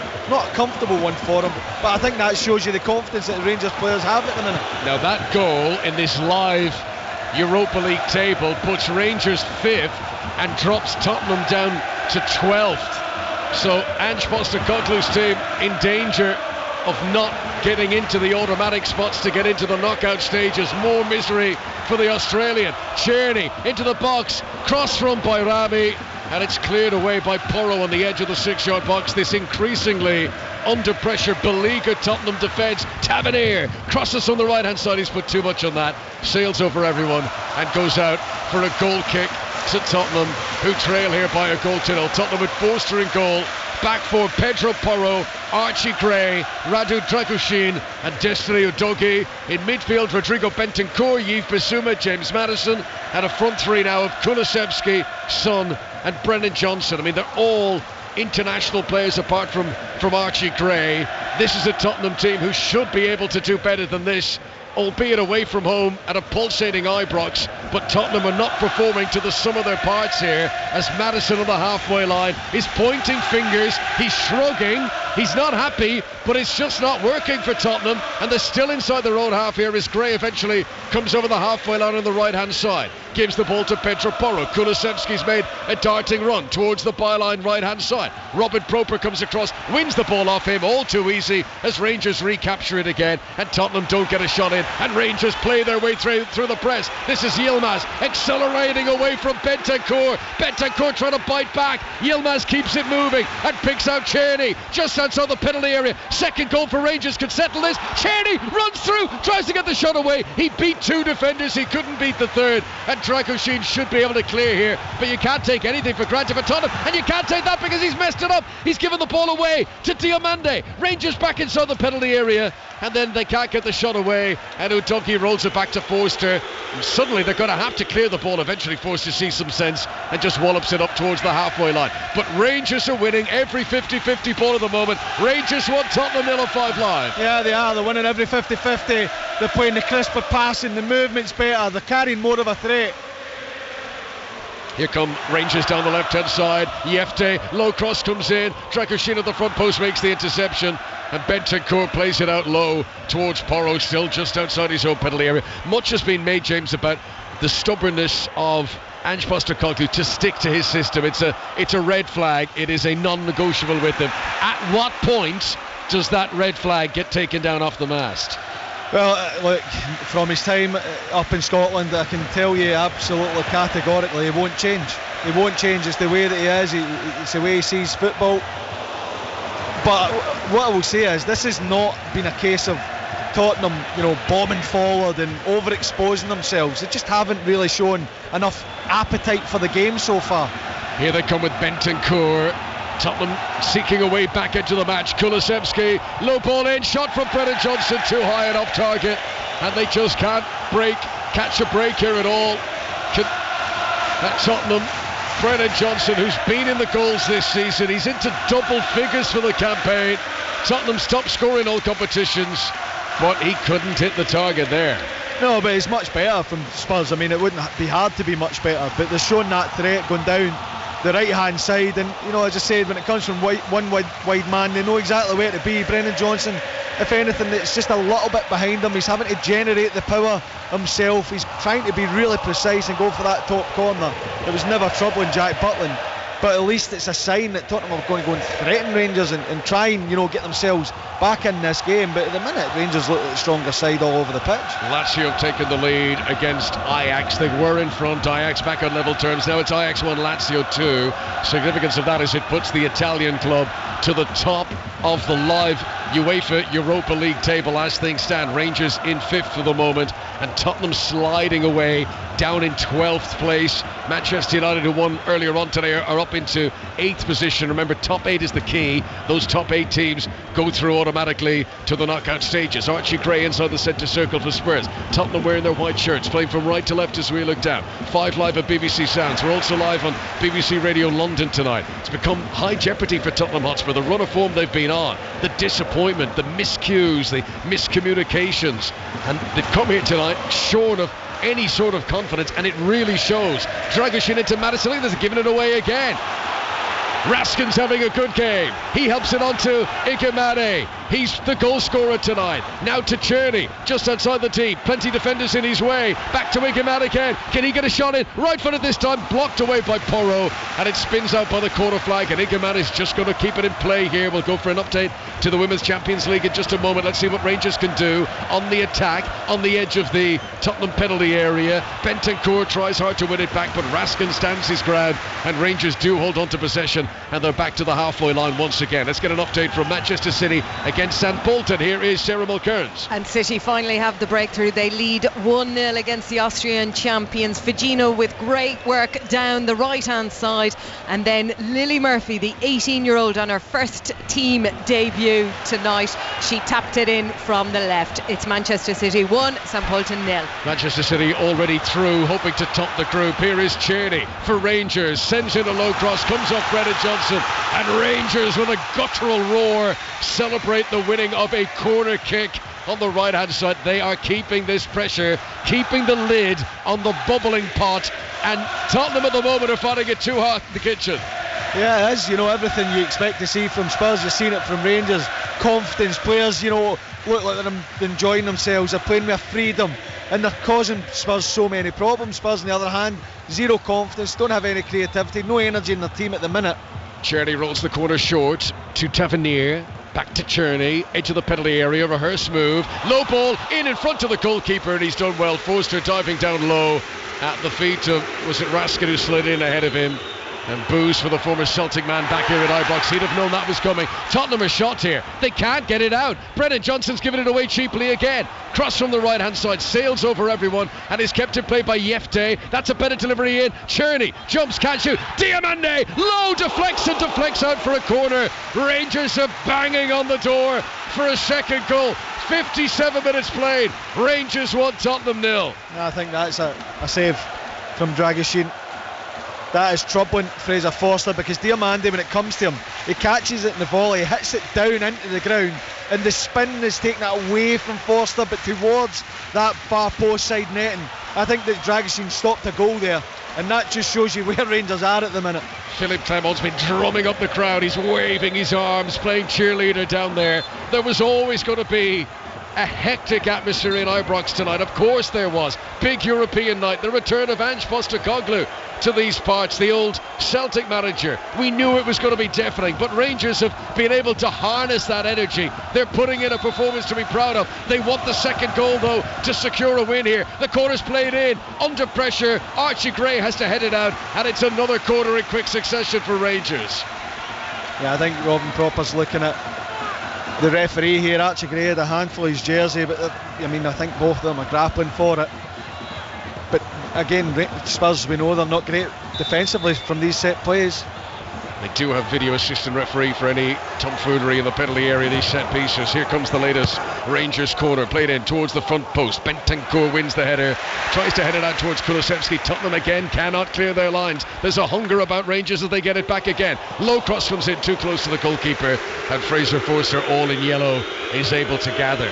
Rangers 1, Tottenham Hotspur 0. The goal from the Moroccan Hamza Igiman, who is Rangers' joint third top goal scorer coming into tonight, so he's now up to third all on his own.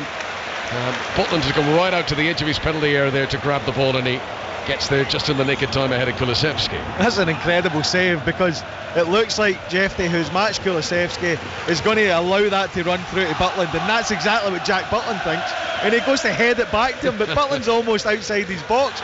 Great reaction to get down to his right hand side. It's a tremendous save. Tottenham looking for a reaction here. So far they can't find it. Oh, good work from Udogie. Cherney tried to backheel. Udogie anticipated it and was able to intercept, and now Son encourages the Italian international to continue this run, and he's up in a crossing position on the left hand side. Raskin crunches in and puts the ball out for a corner. Corner to Tottenham Hotspur on the left hand side. It's been a good game this. There's been no lull. It's never got stagnant in the midfield. It's been end to end right from kick-off. Yeah, and I think that's going to continue. If anything, it's going to get faster, it's going to get more frantic, because Spurs, they'll have to find their energy from somewhere. They have to try and get back into this game.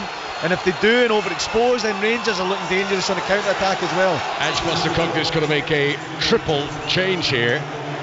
So he's got 3 players all coming on in quick succession. Pap Sarr is going to come on, Berryval, the young Swede, and Dominic Solanke. So these are all regular players who are coming on. Brennan Johnson goes off, body language not great. He just walks straight past Ange Postecoglou without flinching there. Bentancur makes way. The player who's not been able to play in the Premier League lately because of the domestic ban. He does get a high five from Ange Postecoglou.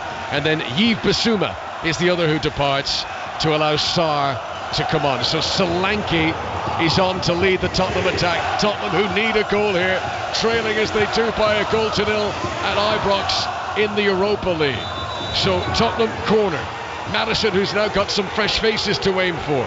Berryval, the Swede, came on. He's an exciting player, but he's very raw talent. Corner's played in, punch away. Berryval hits it just wide. It bounced in front of him. He tried to send it back with his very first touch, and he wasn't a million miles away. Better from Spurs. Almost right on cue as well. Jack Butland does really well because he's under a little bit of pressure from Solanke. He's at full stretch, claws it all the way to the edge of the box. And Berryval, I think he's just a slightly off balance. He's leaning to his left hand side. He's really extended his right foot, and it just comes just outside him a little bit too much. He gets a decent enough contact down into the ground, but it's always going wide. So Tottenham now lining up with Berryval and Sarr and Maddison as the 3 in the midfield, Kulusevski's son and Solanke as the 3 in attack. Rangers who hold the lead. Egeman's goal early in the first half, just over a minute after the restart of play, the beginning of the second period, and Rangers got the goal that, to be fair, their play overall has deserved. But can they get another to provide some insulation? Because we know over there, it doesn't matter how bad you're playing, 1-0 is always a dangerous thing. Tottenham can definitely come back from 1-0, even as badly as they've been playing tonight. Yeah, look, it's that one you said at the weekend, when Tottenham are 2-0 up, they can easily lose it. If they're 2-0 down, they can easily win it. And I think that if they can get, they've made changes here that you would expect would inject a bit of energy into the team, and if they can find that, then of course they can get back into it. Drones around Ibrox as Rangers briefly lost possession, but then they get it back again. Yefte did well. Donkey is going to sprint over to the left hand side to claim possession here for Spurs, into the blonde-haired Berryval, back to Dragusin. Still a long way to go in this game. By the time the extras are added on, we've got well over half an hour still to play. There's good work again from Rangers in the midfield. They continue to win those 50-50 battles. Egeman is relieved of possession by Berryval on the edge of the Tottenham penalty area. Tottenham fighting hard to break into their opponent's half, and they'll do so here with Porro. Ball over the top. Tavernier's got to get back. Under pressure from Son Heung-min. Son is going to get the ball here. Out by the chalk of the touchline. Left hand side. Tries the nutmeg of Tavernier, who recovers really well. James Tavernier, who's brother of Marcus Tavernier, who plays in the Premier League with Bournemouth. And he's won possession. Oh, they're true casual Rangers. They should have just cleared it away. They've lost it in the penalty area, but Son unable to find Kulusevski. And then the referee blows the whistle for a foul on Maddison, which is just outside the penalty area. Free kick to Spurs in a shooting position. This is the first time tonight that Tottenham have had a free kick that they can have a go from. And it's the first time they've put any sort of pressure on Rangers as well. It's excellent defending from James Tavernier, something that he's criticised a lot for, but 1v1 against Son, he does really well to win it back, then shows the composure, and then they try and overplay it. But it's the first time that Spurs have actually had players forward to make the most of it. Maddison winning it back, getting the free kick, and we know that he's more than capable from this distance. James Maddison, who as a youngster came to Scotland on loan, he played for Aberdeen. During that spell he scored a free kick against Rangers. Can he turn back the clock here? Can he produce that magic again? Rangers have brought everyone into the penalty area to defend it. There is a 4-man wall erected. There's no draft excluder. Tottenham have packed the box with plenty of white shirts too, hoping any little ricochet might fall their way. Here he comes, James Maddison rolls into Kulusevski, shoots and places it over the top. It's a rehearse move that didn't work. Maddison shouts something at Kulusevski. Whatever he thought was going to happen there didn't, and another waste for Spurs. Yeah, I wonder if he wanted it set back to him. When it comes to Kulusevski, he stops it, puts the studs on top of the ball and stops it.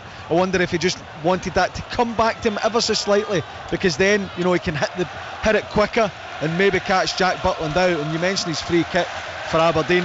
It was slightly more central. It was probably another 10 yards further out. It was a sensational free kick.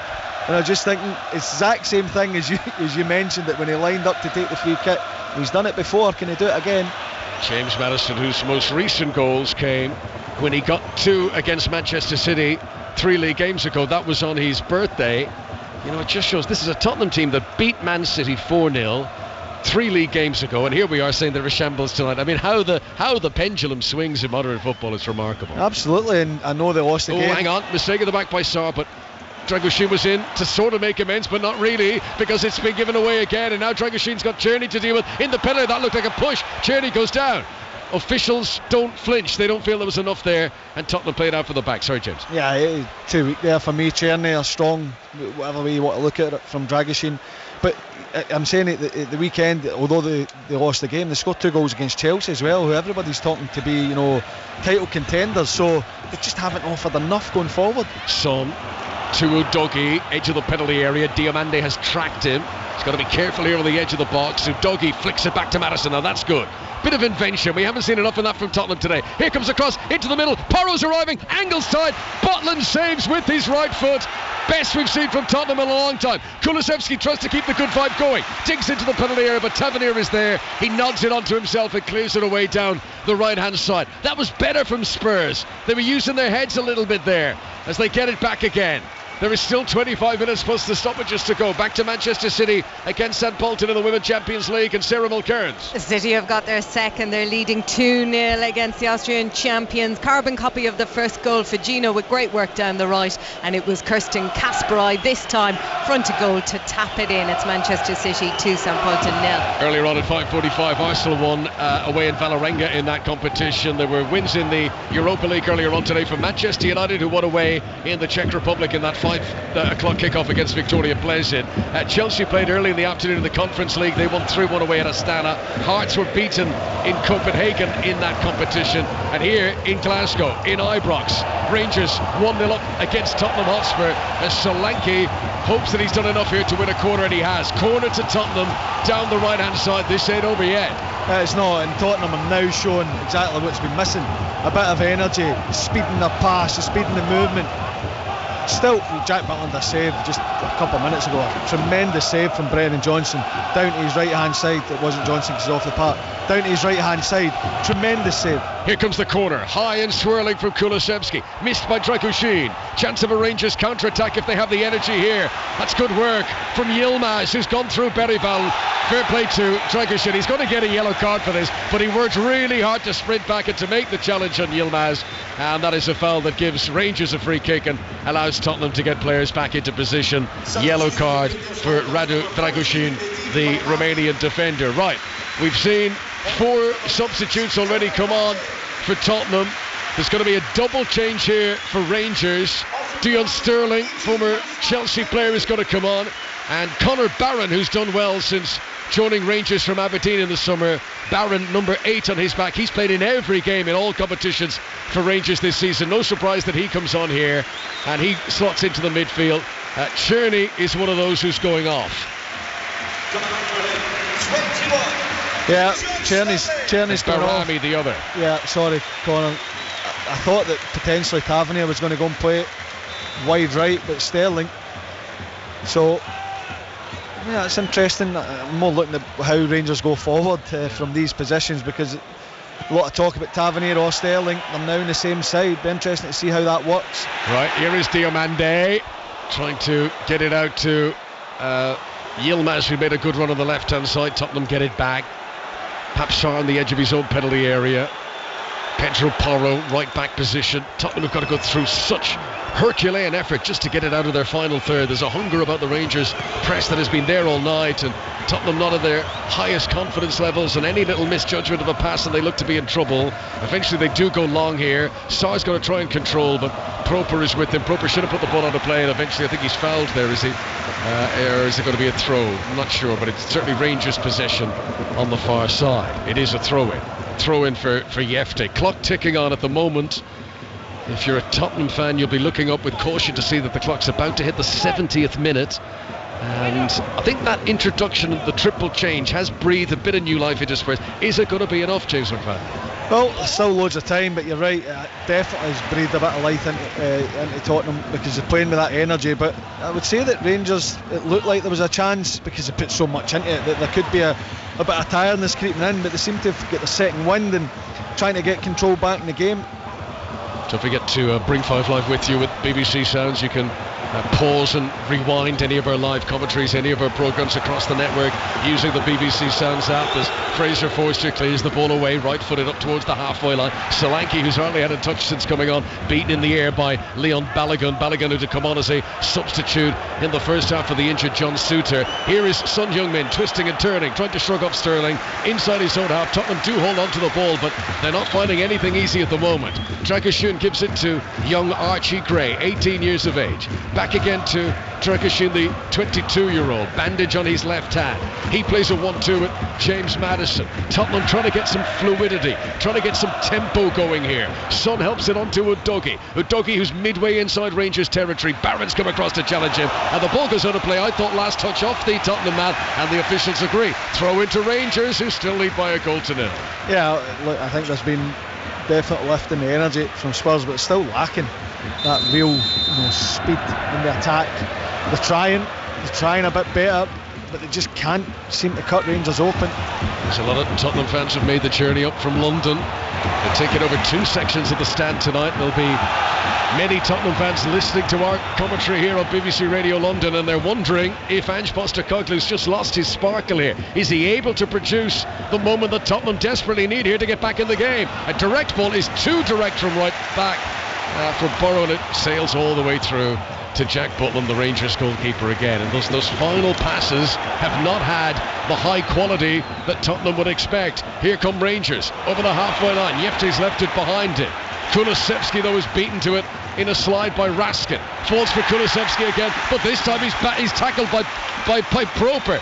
And they're digging each other out here, Rangers. If one of them misses, there's someone else to slot in and take his place. This is a good place to be in ahead of a cup final on Sunday. Celtic will be looking on from afar. They're probably hoping that Rangers will wear themselves out in this next half an hour or so that we're going to have at Ibrox, because they're having to put in a lot of effort at the moment, but they're putting in that effort. They're doing well. Berryval's been hit by Raskin's been hit by Berryval, and it's a yellow card for the Swede, and he claims his innocence, but the referee wasted no time in burnishing that yellow card, which did seem to be a real physical one, a kick to the shin of Nicholas Raskin. I don't agree with it, if I'm being honest. Berryval just flicks the ball away beyond Raskin, flicks it wide. Both of them are running at full speed, and look, it's a sore one for Raskin, absolutely no doubt, but they just kind of collide. It's like Raskin gets in the way. Berryval, in the motion of kicking the ball, catches Raskin with his studs, it's but there's nowhere else he can put his foot. I don't agree with that one. Yeah, I've just seen the replay of it, but the yellow card has been given to Berryval. Rangers 1, Tottenham Hotspur 0. 48,000 in here. You can probably hear the voice of the background of the stewards coming out to bellow that number at us to tell us the official attendance here on the gantry at Ibrox. Gray trying to hold up Igueman on the edge of the penalty area. Does his job there. Kulusevski won't keep it in play, but it's going to be a Tottenham throw anyway. They're still penned back inside their own half, midway inside their own territory. Throw in for Pedro Porro. More live football to come at the weekend here on 5 Live. Liverpool against Fulham, our choice of the 3 o'clock game. So bring in Nottingham Forest against Villa from the City Ground for the 5:30 kickoff on Saturday. On Sunday, Brighton against Crystal Palace starts at 2 here on 5 Live, and it's all building up to the Manchester derby. First taste of that for Ruben Amorim. 4:30 start. It's the Etihad, Manchester City against Manchester United, a game that you can listen to in full here on 5 Live. Berryval, number 15 on his back, passes it to Fraser Forster, all in yellow. The clock ticks on, and there's just over a quarter of an hour of normal time to play. Sarr for Tottenham has to retreat in order to go forward. It all feels a bit 2 steps back, 1 step forward for Spurs at the moment. They're not getting traction. They're not gaining anything at the moment. Here is Maddison, halfway line, head up, scanning the horizon, looking for options, but forced to pirouette back at himself and come in field, back into the centre circle. Sarr will try his luck down the right hand side, gives it to Porro. Rangers just shift across as a unit, and Tottenham again are forced to retreat back into their own half. Gray and Dragusin, the 2 central defenders again. 1-0 Rangers. Yeah, I think, most of the Tottenham players are coming to feet, and it's not really the style that I'm used to watching.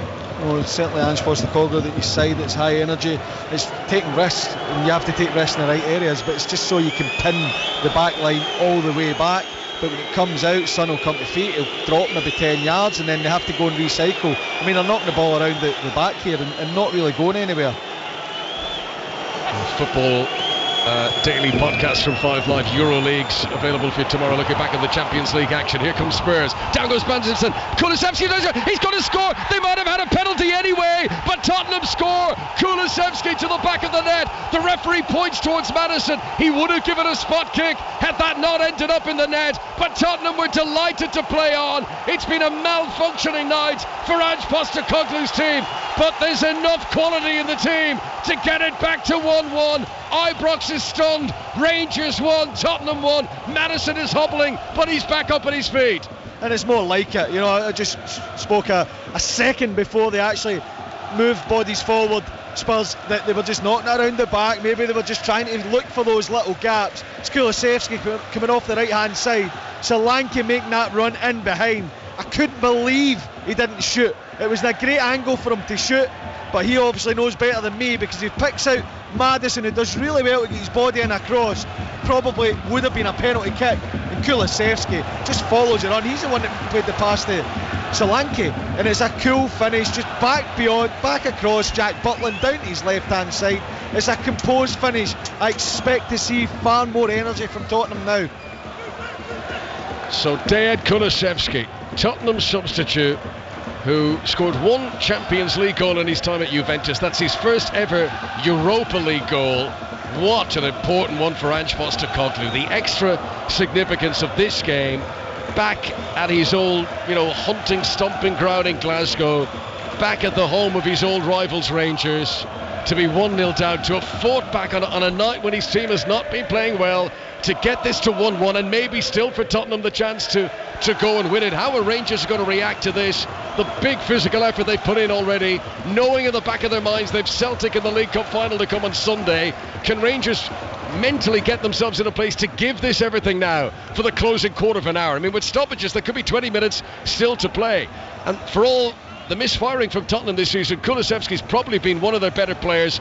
No huge surprise that he's the one who's popped up with a big moment for Postecoglou tonight. Yeah, he's come on with a bit of purpose. I think the substitutes have done that for Tottenham. Too many players almost going through the motions in the first half. In the introduction, the Kulusevski in particular has certainly brought Maddison to life. He's getting more involved in the game. Here they come again, Spurs. Son just outside the penalty area, left hand side, tackled by Conor Barron. Good work from the youngster. Clears it up towards Ikeman, who is Rangers goal scorer tonight. He's given it away to Son. Son gives it away to Raskin. Rangers still a fight in them, but then Ikeman gives it away to Berryval. There's a whole succession of errors there. High turnover of possession. Tottenham have dragged Rangers down to their level in a sense here. They've turned this into a street fight. Berryval infield again to Sarr. Tottenham who've made wholesale changes, 4 substitutes in the game. Can those fresh legs deliver a strong finish for Ange Postecoglou's team? 1-1 on 5 Live, BBC Sound Set, BBC Radio London. Raskin scoops the ball over Pape Sarr. That was classy. Collected the other side. Then he helps it on to Diomande. Back down on the deck for Sterling. He's got a bit of room here on the right hand side. He's also got Ikeman with him in support. Back again to Sterling. Has a look to see who's in there. Floats it in. Yilmaz at the back post, angle too tight. Heads it up over the crossbar. He's never going to score from that tight angle, and that goes out for a goal kick for Fraser Forster at Tottenham, and we've got 12 minutes of normal time to play. Yeah, well, it's going to be tough to score from there, but he could head it back. It's supporting the midfield. It looked as if it was that old one where you shut your eyes and you just let it hit you and don't actually do anything. Another issue here for Rangers. Ikeman's down. He's been excellent since being introduced into the side. The injury count is evident of how Rangers are putting everything into this. They're preparing Robbie Fraser to come on, 18-year-old left back. He has not played European football before. This will be his European debut. So Robbie Fraser comes on.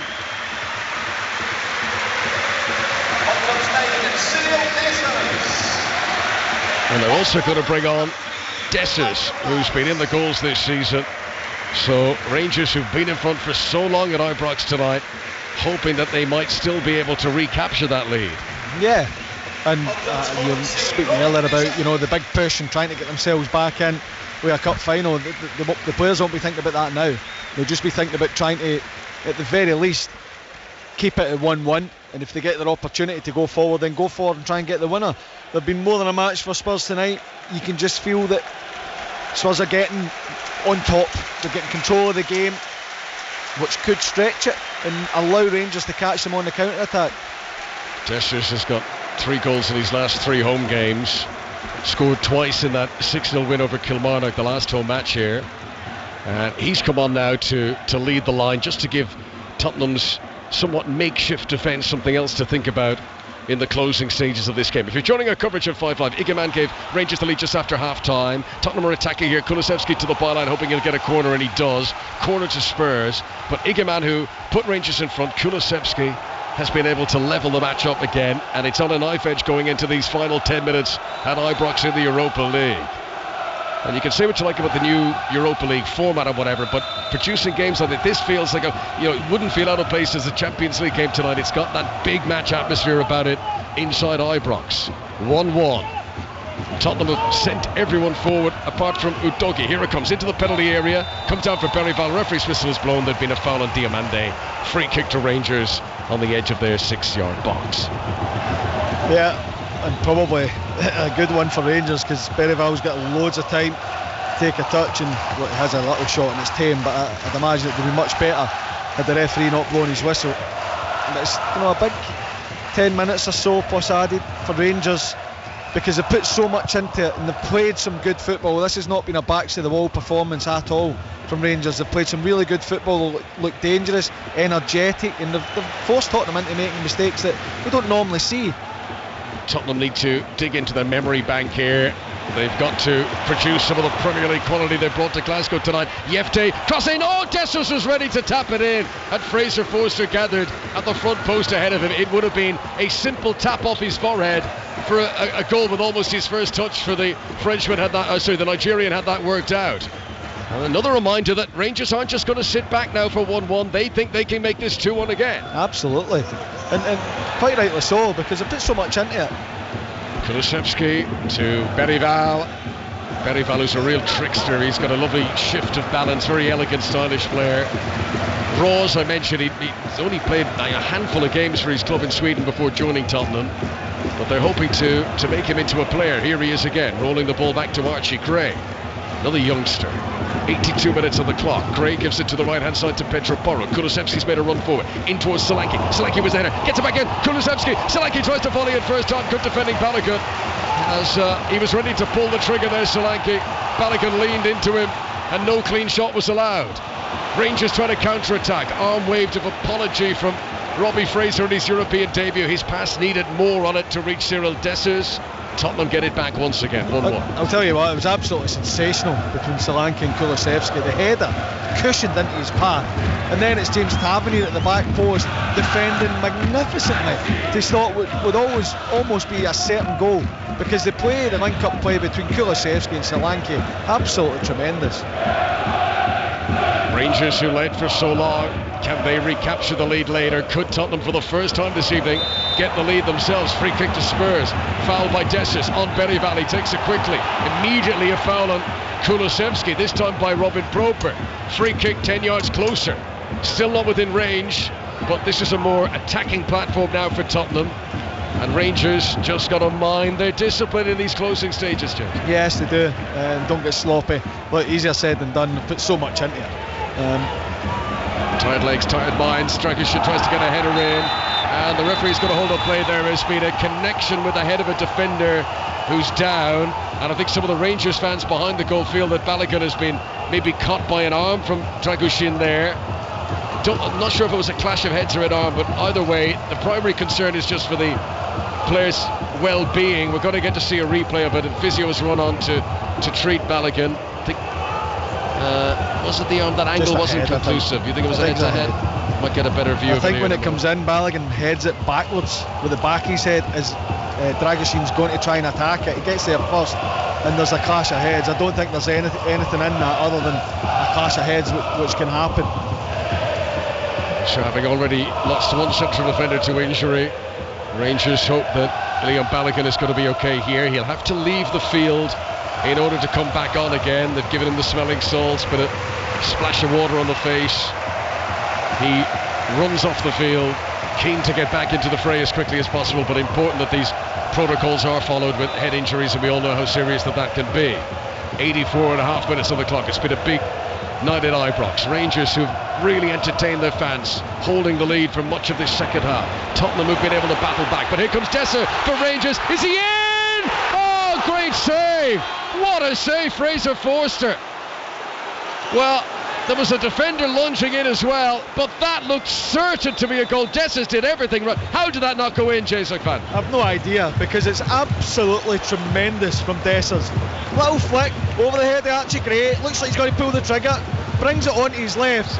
And I think he hits it straight at Foster. As much as the goalie gets the praise for staying big, Dessers has to score. Gotta score. That goes in, it wins the game.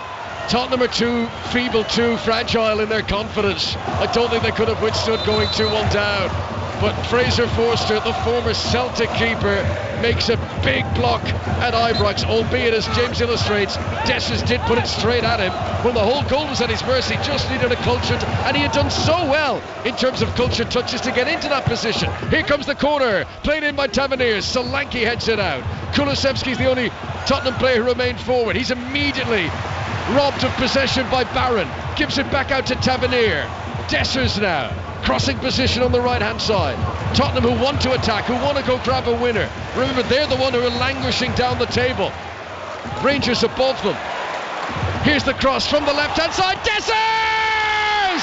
He's not made the mistake this time, but the flag is raised. Cyril Dessers, brilliant finish, but from an offside position. VAR will just check it, but it would appear this goal is not going to stay. It's miles off. Yeah, he's not the only one.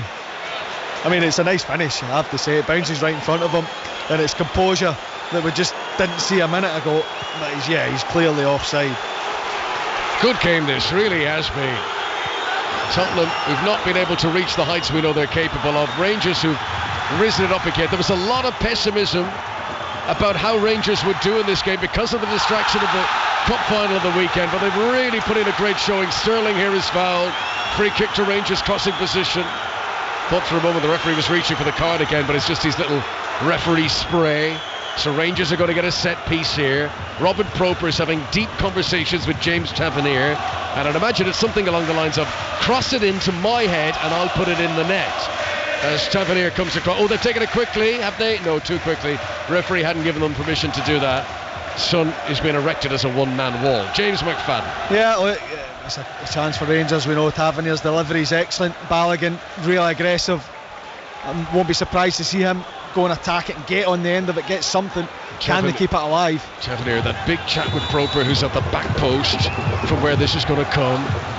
One-handed signal from Tavernier. Here it plays in towards the front post, needed more height. It's going to fall to Barron on the edge. Didn't fancy a shot with his less favoured left boot, and he'll calmly roll it back behind to Yefte instead. He'll pump it back into the penalty area. Son under pressure, heads it out of the box, but he's going to lose the ball here. Rangers have it back again. Tavernier, Diomande, can they dig deep and find the energy here to create a climactic finish at Ibrox, which would take the roof off the stand if they did, by the way. Here's Yefte, 20 yards outside the box. To the left-hand side to Barron. Loads of blue shirts have stayed up for the free kick. I mean, if Tottenham could counter here, Rangers are thin at the back, and there's a chance they might be able to. Kulusevski on the right-hand side. Yefte, the nearest defender to him. Kulusevski tries to take him on. Good work by Yefte. Wins possession back and rolls it to Butland, the goalkeeper. Rangers really, in terms of keeping their mind on the job at hand, they've been prepared very well for this game tonight. If they can play this well on Sunday, that's going to be a good cup final. Absolutely.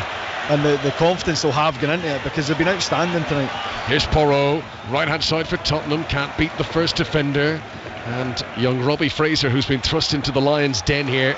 He's only had 2 substitute appearances this season, both back in August when Rangers were playing their home games at Hampden. Never played in Europe before, and he's been put in because of injuries to defenders tonight.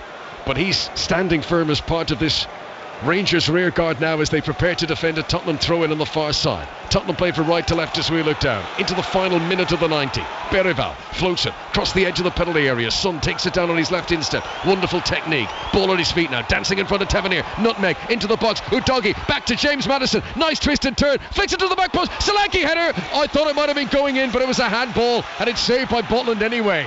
Tottenham's build-up there had menace about it, but they weren't able to produce the final piece of the puzzle. 1-1 it remains on 5 Live. Yeah, it was great play from Son. Little nutmeg and Tavernier for the doggy. I thought Maddison was going to pull the trigger, but he clips it back. Little Cruyff turn onto the left foot and clips it to the back post. Solanke looked to me like he tried to throw his hand at it, which obviously wouldn't have counted, but you don't like to see it either. Rangers haven't lost since that defeat away at Aberdeen in October. Coming into tonight, I think they'd have been delighted with a draw. The manner of the game, having held the lead for so long, they were getting used to the idea of winning this game, Rangers, and piling the misery on Ange Postecoglou. I don't think a draw would relieve much of the pressure that the Spurs manager is under, but it'll certainly be better than a defeat.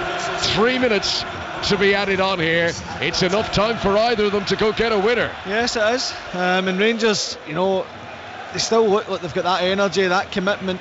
I suppose you just feel that they have that quality to fashion one more opportunity. Free kick is given away by Robbie Fraser, too energetic in his challenge there. Fouls Kulusevski. Sarr takes the free kick to Tottenham, gives it to Porro on the right hand side. Here comes the cross in, too close to the goalkeeper, and Tottenham have not been able to produce the quality when it's needed tonight regularly enough. The Kulusevski goal has been a standout moment in another very tepid performance from Tottenham. Yeah, it has. The lack of energy, the cutting edge. You expected tonight to be a game where if Tottenham turned up, it would be a very difficult and long night for Rangers, but Rangers have been outstanding. Tottenham, who started this group by winning their first 3 games in a row. What's Forster done here? He's given the ball away to Dessers inside the penalty area. Wide position though, Dessers couldn't shoot. Back to Fraser, left footed cross in. Sterling in the back post. Barron tries to arrive. I think he's fouled the defender. He's leaning out, he's trying to volley the ball, and he's kicked the defender instead. And that's going to be a free kick to Tottenham. I don't think there's any real malice from Barron there, but it's reckless, and that is a free kick to Tottenham for the foul on James Maddison. Was just saying about the run in the group. 3 wins in a row, Karabakh, Ferencvaros and Alkmaar, but since then they've now dropped points. If this stays a draw, it'll be drop points in 3 games in a row, losing to Galatasaray in Turkey, drawing at home to Roma, and set to settle for a point here in Glasgow at Ibrox against Rangers. Ange Postecoglou is still down there pointing, still bellowing on the instructions in that gravelly voice of his. Sarr up to the halfway line, plays a little 1-2 with Pedro Porro. We're entering last gas saloon now. Udogie has a look up, gives it low to the feet of Son Heung-min, whose goal tally has been disappointingly low this campaign compared to what we're used to from the Korean. Gray is urged to come forward now into Rangers territory up from centre half. Plays an accurate ball out to Porro on the right wing, up against young Fraser. Porro plays a 1-2 with Kulusevski, makes it a 3-4. Kulusevski back on his left boot, poor, gives the ball away to Raskin. Now have Rangers got the energy? Dessers is ahead of him. Raskin wants to take it on himself. Short pass to Dessers now. Spurs work hard to get players back behind the ball. No counter-attack for Rangers here, and the time is almost up. This could be the last attack of the game. Rangers have possession. Foul. Free kick on the far side. Now, do they throw everyone up, or do they decide to have a bit of caution here this late in the game? Just put them up. Go for the winner. They've already gained so much out of this game tonight, their performance levels, raising the confidence among the group around this stadium, and showing, that the manager has been under immense pressure the last number of weeks, and it shows you that this team, the way that he wants, is going in the right direction. We've played the 3 minutes, and the referee blows the whistle before the free kick can be taken. And to be fair, Rangers weren't sending players up anyway. I think they were going to take it short, but that's a strange ending to a pulsating game. Rangers, who played some very good stuff tonight, raising their game against their Premier League opponents. The misery, though, does not dissipate for Ange Postecoglou. A tough few weeks for the Australian, and this result isn't going to soothe too many of the problems. Even tonight, back on Scottish soil, where he made his name in British football, Tottenham's manager still can't get back into the winning groove. His team did come from behind tonight after Ige Man had given Rangers the lead early in the second period. Kulusevski produced the equaliser for 1-1, James McFadden. Yeah, a great game to watch, and high energy. Rangers, I think most people, although Spurs are not in a great place at the minute, expected Spurs to come here and really do a number on Rangers, but credit to Rangers, they stood up to that. They showed great energy, they showed great discipline in their shape, and they posed a threat. It was a really strong performance. So much talk about the cup final on Sunday, would Rangers rest players, would take their eye off the ball. Every single player that played tonight for Rangers get pass marks. Some outstanding displays in there. I thought Jeffrey at left back was outstanding. The much criticised at times captain James Tavernier defensively was excellent. Wonderful cross for the Igaman goal. And Igaman, he is a bit of a star. He's got a bit of stardust about him, a bit of carefree. He just tries things, and he's a player that will excite the fans. He's a young player with loads of potential to go and score against Tottenham in the Europa League. Fantastic, great performance. I thought, Raskin in midfield as well, outstanding for me. Really good performance from him. So Rangers will stride on to Hampden now on Sunday for that League Cup final. They will hope to produce this level of performance once again. For Tottenham, they travel to Southampton on Sunday in the Premier League. They've got some high profile games coming up, Spurs. League Cup match against Manchester United next Thursday. Then they've got the visit of Liverpool to North London a week on Sunday. Things might get worse for Spurs before they get better. And Ange Postecoglou's got to try and keep spirits high amongst a team whose body language looked so deflated all night tonight. Kulusevski, the standout performer, he scored the goal that snatches the draw for them, but it's 5 games without a win for Spurs, and it's only 1 win in their last 8 in all competitions. They will travel back down to North London with problems still very much to the forefront of their minds. Really good game though, good entertainment, proper European football night at Ibrox. It finishes Rangers 1, Tottenham